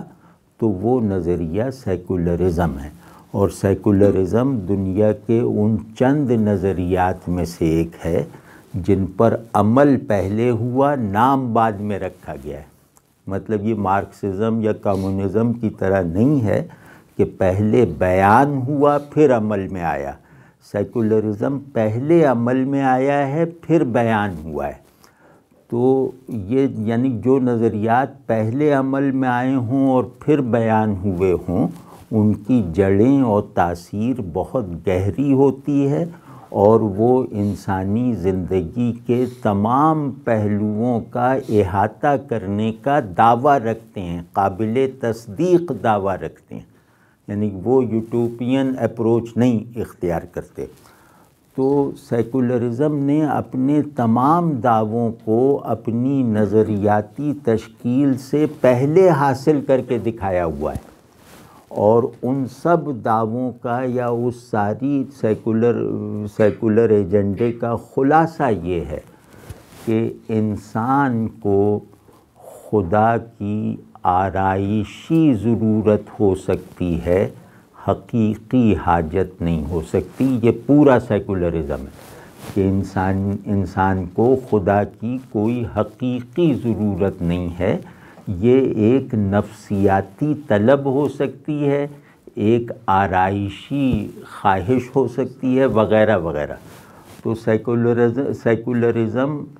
دراصل خدا اور اس کے ماننے والے تمام ادیان کو ایک میوزیم تک محدود رکھنا چاہتا ہے، اور مطلب یہ کہ یہ آپ کو پابند کرتا ہے کہ آپ اپنے دین کو خود اپنے لیے سینسر کریں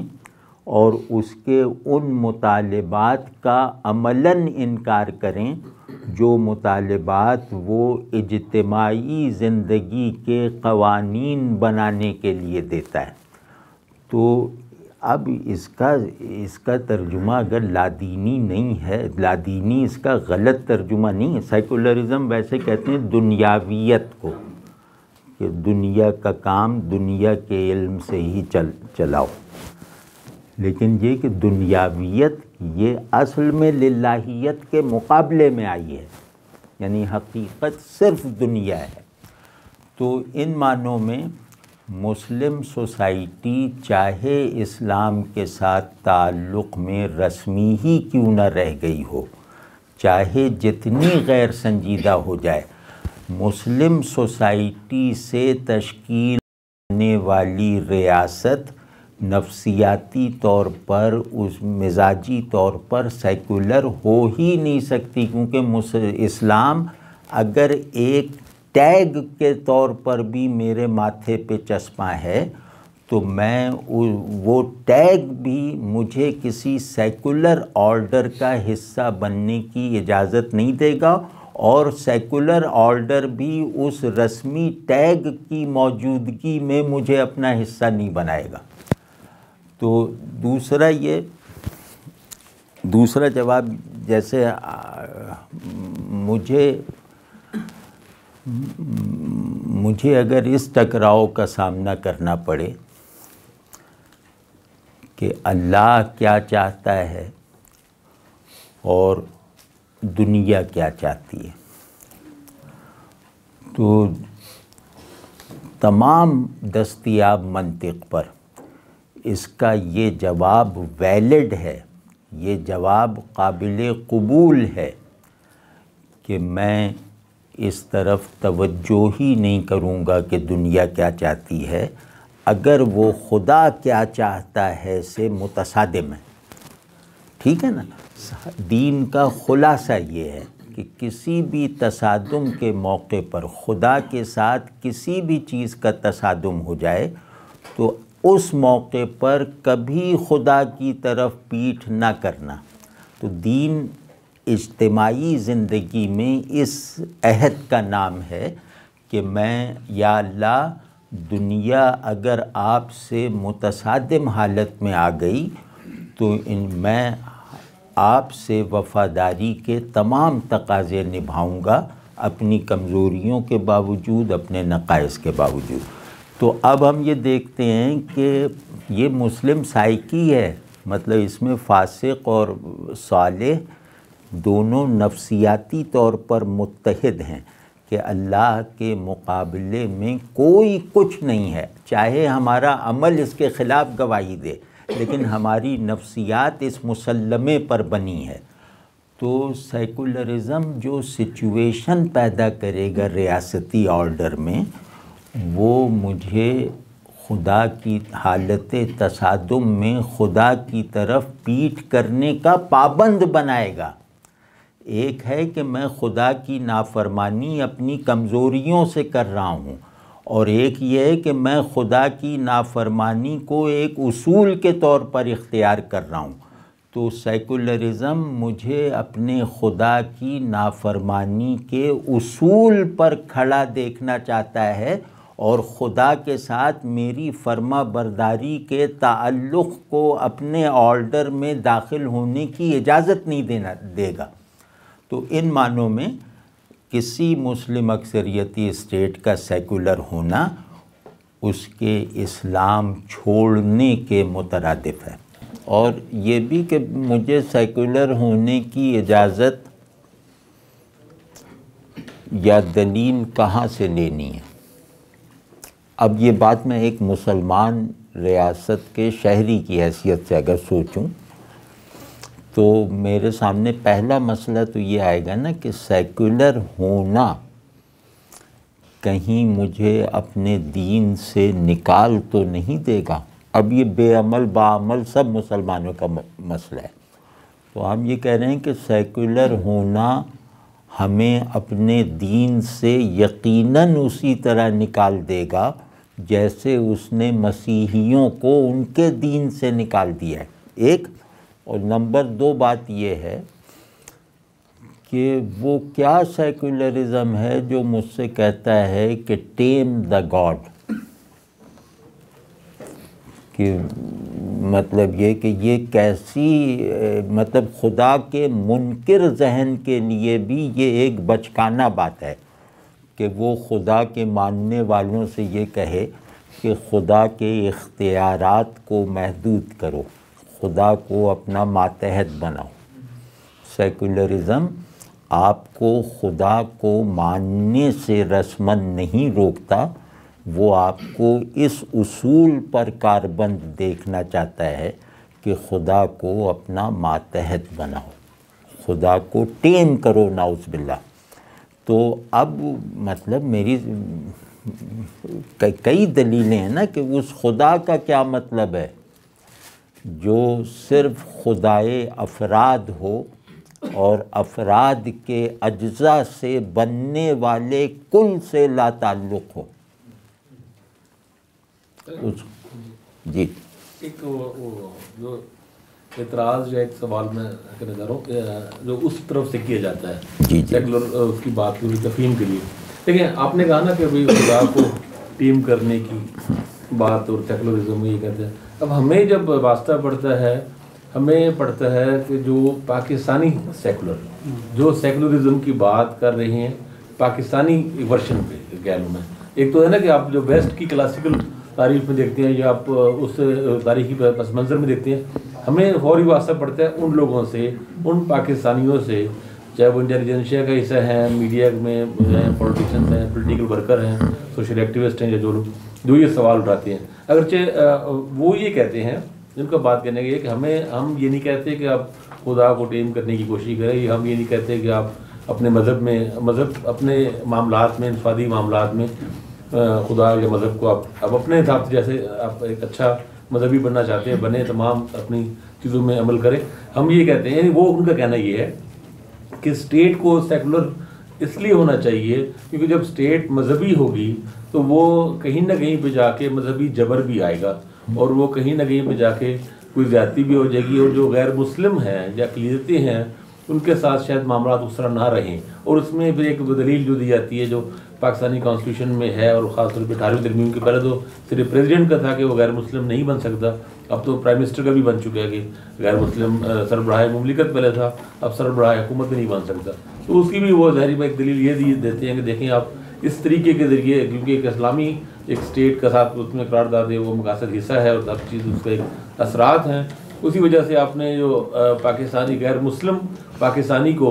جیسے آپ ویسے تو کہیں گے کہ تمام سٹیزن ہے, شہری حقوق تمام اس کی, لیکن آپ نے ایک طرح کی وہ ایک امتیاز برت دی ہے اس کے لیے, یعنی اس کے لیے پاکستان کے جتنا چاہے وہ محب الوطن ہو وہ پاکستان کے سب سے بڑے عہدے پہ نہیں پہنچ سکتا. اس طرح کی اور چیزوں کے ساتھ وہ ملا کے ایک پورا ایک پیراڈائم بنانے کی کوشش کرتے ہیں کہ اسٹیٹ کو مذہبی نہیں ہونا چاہیے, اس میں نہیں ہونا چاہیے, اور اس کو سیکولر ہونا چاہیے. نہیں دیکھیں, ایک تو یہ کہ یہ میری رائے میں جبر نہیں ہے کہ پاکستان کے آئین میں یہ لکھا ہوا ہے کہ سربراہ مملکت اور سربراہ حکومت غیر مسلم نہیں ہو سکتا. تو کیونکہ جو اسٹیٹ کسی نظریے کو قبول کرتی ہے وہ اس نظریے کے کو نہ ماننے والے کی سربراہی میں تو نہیں قائم ہو سکتی. تو وہ یہ کہیں مثال کے طور پہ جس کو کہتے ہیں کہ یہ کیا سیکولر ریاستوں میں جبر کی دوسری قسمیں نظام کا حصہ نہیں ہیں, یا فرض کہ ہم اپنی لوکل صورتحال میں بات کرتے ہیں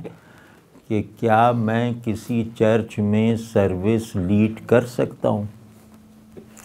کیا مسیحی حضرات مجھے خدا کا مومن مانتے ہوئے اپنی کسی عبادت گاہ کا امام بنا سکتے ہیں؟ مطلب ہر جگہ کی ایک ہائرارکی ہوتی ہے نا.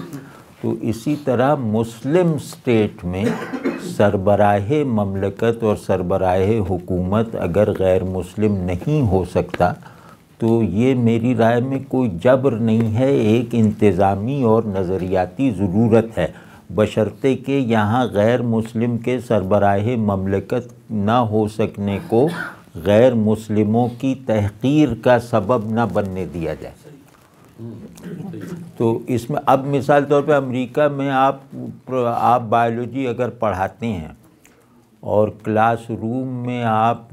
بایولوجیکل ایولیوشن کے خلاف ہو جائیں اور کریشنسٹ ہو جائیں تو آپ کو اپنی نوکری برقرار رکھنا مشکل ہو جائے گا, ہے کہ نہیں؟ آپ جن ریاستوں میں گے میریجز قانونی قرار دے دی گئی ہیں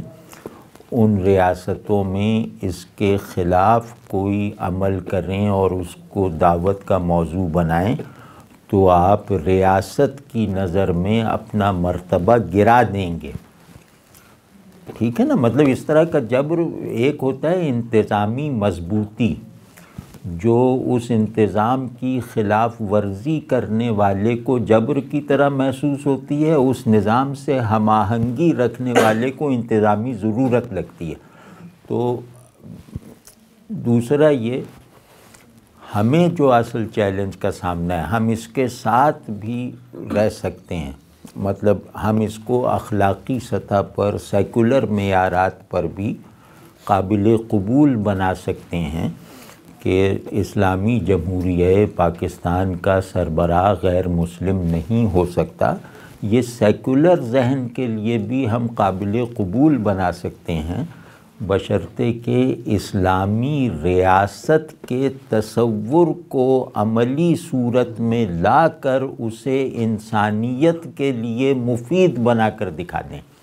یعنی اسلامی ریاست وہ ہوگی جو مسلمانوں کو آزمائش میں ڈالنا گوارا کر لے گی، غیر مسلموں کو تکلیف پہنچانا گوارا نہیں کرے گی، جو غیر مسلموں کے حقوق کے سلسلے میں مسلمانوں کے حقوق کے مقابلے میں زیادہ حساس ہوگی. اگر ریاست کا یہ اسٹرکچر بنانے میں ہم ناکام رہے تو وہ فقہی ریاست ہو سکتی ہے، وہ کسی اور نظریے کی ریاست ہو سکتی ہے، وہ اسلامی ریاست نہیں ہو سکتی. تو اب آپ دیکھیے کہ آپ نے ریاست کے پورے کانٹینٹس کو رواداری، برابری، انسانی حقوق، تکریم انسانی کی اقدار پہ قائم کر دیا ہے. اب اس کا یہ جو دائرہ جس نقطے پہ ختم ہوتا ہے، اس ایک نقطے پر آپ نے ایک کنڈیشن لگا دی ہے کہ کیونکہ یہ دائرہ اور اس کا سارا کانٹینٹ ہمارا فراہم کیا ہوا ہے، تو ہم اس ساری چیز کی نگرانی اور سربراہی ہم کریں گے، اس پورے سسٹم کو چلانے کی ذمہ داری ہم مول لیں گے. سر آپ کے انٹرویو میں جو ایک بات جس طرح سے جستجو میں ہے، تو کیا اور ہم جس طرح سے ایز اے سوسائٹی ڈیڈ ہیں، علم دشمن معاشرہ ہے، یہاں پہ کوئی زندگی کی رمق فکری دانش کے حوالے سے نہیں ہے یا بہت کمزور ہے، تو کیا یہ ممکن ہے کہ خود مغرب کے اندر ایسی تحریکیں اٹھیں، کیونکہ وہ مطالعہ تو پوری دیانتداری سے کرتے ہیں اور وہ یہ چاہتے بھی ہیں کہ یہ اگر ایک روحانی خلا ہمارے اندر پیدا ہے، اس کا علاج کیا وہ خدا تک نہیں پہنچ سکتے؟ ایک بات. اور دوسری بات یہ ہے کہ سارے ہمارے ورلڈ ویو میں اقبال کہاں کھڑا ہے، مطلب جو کہ پوری اس مغربی تہذیب کا جو ہے وہ تجزیہ کرتا ہے، اس کے مطلب بالکل اس کا ایک طرح سے پوسٹ مارٹم کرتا ہے، اور پھر وہ پیرلل بھی مطلب بتاتے ہیں اپنی شاعری میں بھی اور اپنی نثری چیزوں میں بھی، اپنے خطوط میں بھی، ایون اپنے منتشر خیالات میں. جو اس خطہ زمین کے لوگ ہیں وہیں جو ہے علم بردار ہوں گے جس کے بظاہر کوئی آثار نہیں ہے. کیا یہ تحریک وہاں سے نہیں اٹھ سکتی؟ اٹھ سکتی ہے، بلکہ یہ مولانا اشرف علی تھانوی صاحب نے کہا تھا کہ میں دیکھ رہا ہوں کہ اب اسلام کی نصرت کرنے والے مغرب سے اٹھیں گے. تو کیوں نہیں، کہیں سے بھی اٹھ سکتے ہیں. اللہ کے دائی کہیں سے بھی اٹھ سکتے ہیں. وہ 1 منٹ پہلے ایمان لا کر 1 منٹ بعد دائی اعظم بن سکتے ہیں. یہ کوئی اسلام کسی قوم کا دین تھوڑی ہے. تو وہ نہیں، وہی آفاقی جوہر ہے. دوسرا یہ کہ ہمارے یہاں اگر کوئی بیلنسڈ ورلڈ ویو موجود ہے تو وہ اقبال کا ہے، کہ جس میں وہ مغرب کی تحسین میں بخل نہیں کرتے اور تنقید میں سے جھجکتے نہیں ہیں، اور ان کی بصیرت اور فراست یہ ہے کہ وہ تحسین مغرب کو جذبات نہیں بننے دیتے، جذبات تحسین نہیں بننے دیتے، تنقید مغرب کو جذبات میں ڈال دیتے ہیں. یہ بہت بڑا توازن ہے جو ہمارے خیال میں شاہ ولی اللہ کے بعد اقبال نے اچیو کر کے دکھایا. تو ہمیں وہاں سے بہت فائدہ حاصل کرنا چاہیے، کیونکہ فکر اور جذبے کے درمیان فاصلہ ختم کیے بغیر کوئی بھی تصور زندگی اور عمل سے محروم رہتا ہے. تو فکر اور جذبے کے فاصلے کو سکیڑنے میں جدید دور میں ہمارے پاس سب سے بڑی قوت اقبال ہے. تو اس لحاظ سے ان کی قدر کرنی چاہیے. لیکن دوسرا پہلو یہ ہے کہ وہ ان کے جذبات کہیں کہیں اوور رومانٹیسائزڈ ہیں، ان کے تصورات کہیں کہیں اوور آئیڈیلائزڈ ہیں. بس ان کے آئیڈیالزم اور ان کے کلیکٹیو آئیڈیلسٹک نارسسزم کو ایک طرف اگر ہم رکھ دیں اور پھر انہیں اپنی تعمیر کے لیے استعمال کریں، تو تہذیب کو جس فکر اور جس مربوط اور یکسو جذبے کی ضرورت ہوتی ہے وہ اقبال کے یہاں سے ہماری ضرورت کے مطابق فراہم ہو سکتا ہے۔ یہ آپ نے بھی کہا تھا کہ مغرب میں خدا کے بغیر ترقی کر کے تمام چیزوں کو کرنی چاہیے۔ آج کے نوجوان کا اگر مطالعہ کیا جائے تو ان کے میلانات، رجحانات، توجہوں، سوالات کے بعد اندازہ ہو جاتا ہے کہ پاکستان کے اندر بے شک انڈر دا سرفیس ہی صحیح، لیکن الحاد جو ہے وہ بہت تیزی سے پھیل رہا ہے، یا کم از کم اسکیپٹس کی ایک بہت بڑی فوج پیدا ہو چکی ہے۔ تو ایسے وقت میں 1 2 3 کر کے وہ کیا مختصر، آسان، جامع اور پرکشش دلائل یقینی سطح کے اوپر فراہم کیے جا سکتے ہیں جو اس جدید مائنڈ سیٹ کا جواب ہو ایسی صورتحال میں، جبکہ کسی بھی اسلامی تحریک کا سینٹر آف گریوٹی اللہ نظر نہیں آ رہا، اسلام آباد نظر آتا ہے، کچھ اور نظر آ جاتا ہے، لیکن اس بنیادی اہم اور بہت اہم سوال کا جواب عوامی سطح کے اوپر فراہم کرنا اور اللہ کو محسوسات کا، احوال کا حصہ بنانے کی کوئی شعوری کوشش نظر نہیں آ رہی اسلامی تحریکوں کی طرف سے۔ ہاں، نظر نہیں آ رہی، یہی آپ نے سوال کا جواب خود ہی دے دیا۔ الحاد کا جواب نظری نہیں ہے۔ کوئی بھی شعوری فارم بنتی ہے، جب شعور ذہن کوئی فیصلہ جب کرتا ہے تو اس فیصلے کے اسباب کو ایڈریس کرنے والی دلیل دی جاتی ہے۔ تو ہمارے یہاں پھیلنے والے الحاد کا سبب علمی نہیں ہے، میں یہ جینوین الحاد کی بات کر رہا ہوں، جو لوگ مجبوراً اس طرف، یا اسکیپٹکس کی بات کر رہا ہوں۔ تو ہمارے یہاں اس کے اسباب واقعاتی ہیں، مشاہداتی ہیں۔ تو جب تک ہم الحاد کے واقعاتی اسباب کو واقعاتی زور کے ساتھ رد نہیں کریں گے، اس وقت تک الحاد ختم نہیں ہو سکتا۔ واقعاتی دور یہ کہ وہ دیکھ رہے ہیں کہ مسلمان تو یہ ہیں، داعش ہے، فلاں ہیں، اور یہ ہیں، اور ہم ہیں، وہ ہیں، تو کوئی نہ مسلم سوسائٹی ہے، نہ کوئی مسلم اسٹیٹ ہے، نہ مسلمان افراد کی تعداد بھی تیزی سے کم ہوتی جا رہی ہے۔ مذہبیت اور اخلاق میں گویا تضاد پیدا ہو گیا ہے، مذہبیت اور ذہانت میں ایک اپوزیشن پیدا ہو گئی ہے، وغیرہ وغیرہ۔ تو جب تک آپ اپنے اسلام کو پروڈکٹیولی، ہیومنلی عمل میں نتیجہ حالت میں لا کر نہیں دکھائیں گے، الحاد کسی لاجک سے بھی کاؤنٹر نہیں ہوگا۔ ایک سوال میں آپ کو بتا دیتا ہوں، کسی ایتھیسٹ یا اسکیپٹک سے کر دیجئے، اگر وہ ایماندار ہے، کہ خدا کو ماننا زیادہ عقلی ہے یا نہ ماننا؟ بس یہ ایک سوال دوہرا دیجیے کہ خدا کا ہونا زیادہ یقینی ہے یا نہ ہونا؟ اگر وہ ایماندار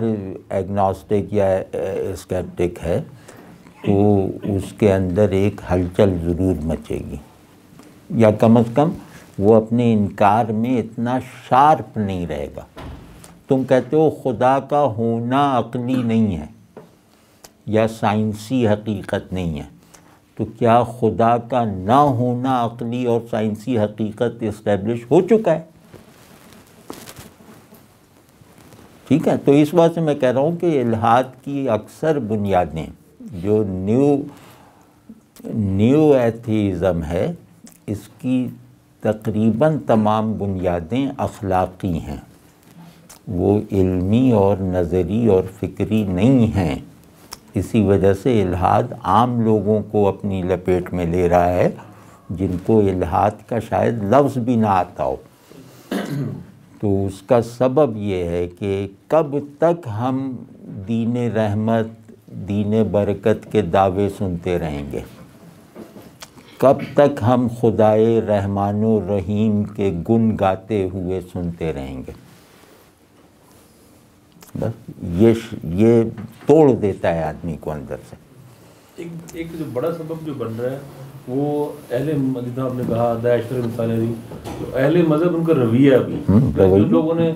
پرچم اٹھا رکھا ہے دین کا، ان کے اخلاق، ان کی جو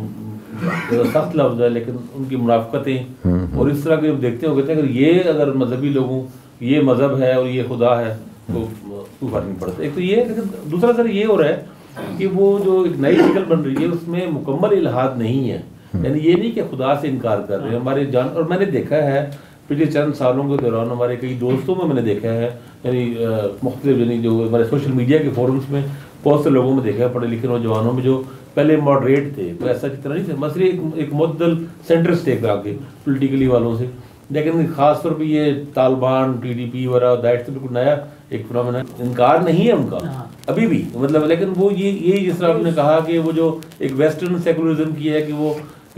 مرکز نہیں ہے وہ ٹھیک ہے، یعنی وہ یہ نہیں کہ وہ نان بلیور ہے یا شکوک یا تشکیک علی بھی شاید اس طرح کی وہ آئیڈیل کیفیت نہیں، لیکن یہ ہوا کہ اس سے ذرا دور ہو کے وہ اپنی تسکین کے لیے سمجھتے ہیں کہ ایک اچھا انسان بن کے، ایک گڈ ہیومن بن کے، سوشل ورک کر کے دوسرے کر کے لوگوں کے لیے یہ کر کے وہ ان کو لگتا ہے کہ اس سے خدا خوش ہو جائے گا. باقی اگر نماز یا دوسری چیزیں یا وہ نہیں پڑھی یا کم ہوئی یا کچھ فرق نہیں پڑتا اس طرح کا، وہ ایک بیچ میں کیفیت آ گئی کہ خدا کے ساتھ وہ تعلق ظاہر بنا رہا، یا یہ کہ جو الہامی قوانین یا دانش ہے یا اس سے گائیڈنس لینے کی بات کم رہی اور پھر وہ یہ بھی کیفیت آ گئی. جاوید صاحب آپ نے جو یعنی اپنے انٹرویو میں جو بات کی جس میں ایک طرف آپ نے تبلیغی جماعت اور دوسرا مذہبی سیاسی جماعتوں کے درمیان کی ایک بات آپ نے کی کہ جو معاشرتی، اب مذہب کا چاہے اظہار ہو، چاہے ابلاغ ہو، چاہے اس کی تعبیر ہو، وہ جیسے تیسے بھی ہے وہ مذہبی جماعتوں کے ہاتھ میں ہے. یا تو یہ آپ سمجھتے ہیں کہ انہی کو ٹھیک ہونا ہے کہ وہ ان کے اندر خود یعنی فرق کیا انہی کے اندر کوئی پروٹیسٹنٹ پیدا ہوں گے، یا یہ ہے کہ آپ سمجھتے ہیں کہ نہیں یہ چیز اب کہ ضابطے کے تحت خود بخود معاشرے میں کوئی ایسی ہوا چلے گی جس کے نتیجے میں یا غیر مذہب جس کو ہم کہتے ہیں معروف معنوں میں کہ جو لوگ روایتی معنی میں مذہبی نہیں ہے، جس کے کچھ ہمارے میڈیا پہ بھی اس کے اثرات نظر آ رہے ہیں، ان کی فالوورشپ نظر آ رہی ہے، تو یہ ہم کیسے لائن بھیجیں گے؟ ہاں میرے خیال میں جو ہے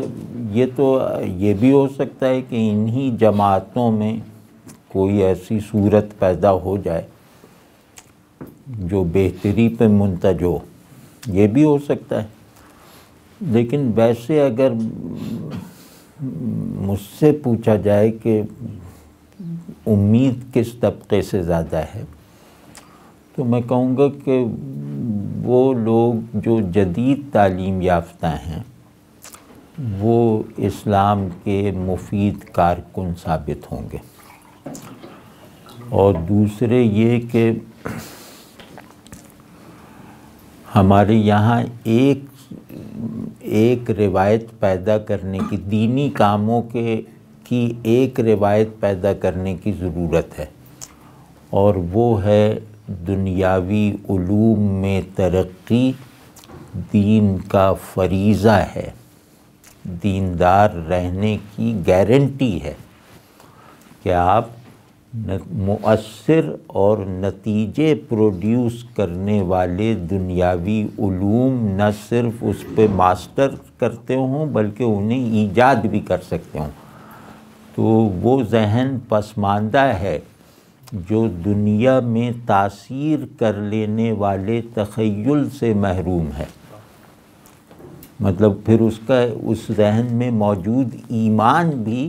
پسماندہ ذہن کا پسماندہ تصور بن کے رہ جائے گا.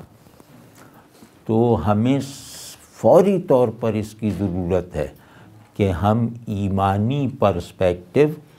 اور دنیاوی علم کے تضاد کو ختم کریں جو ہم نے خود پیدا کیا. دیکھیں ایمان نالج کہتے ہیں فارم آف کانشسنس کو، تو ایمان فارم آف کانشسنس نہیں ہے، ایمان سبسٹنس آف کانشسنس ہے،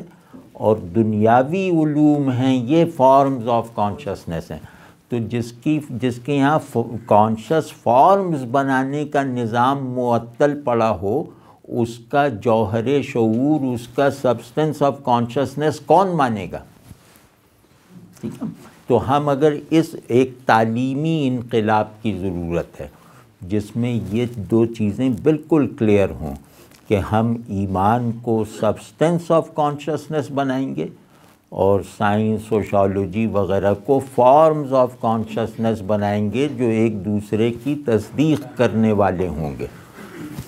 تو اس کے بغیر نہیں. ایک بہت بڑی ایفرٹ کچھ نسلوں کی قربانی اور مذہبی ترجمانی کی موجودہ سطح کو قبول کر لینے کا جو جرم ہم سے سرزد ہو رہا ہے، اس جرم کی تلافی.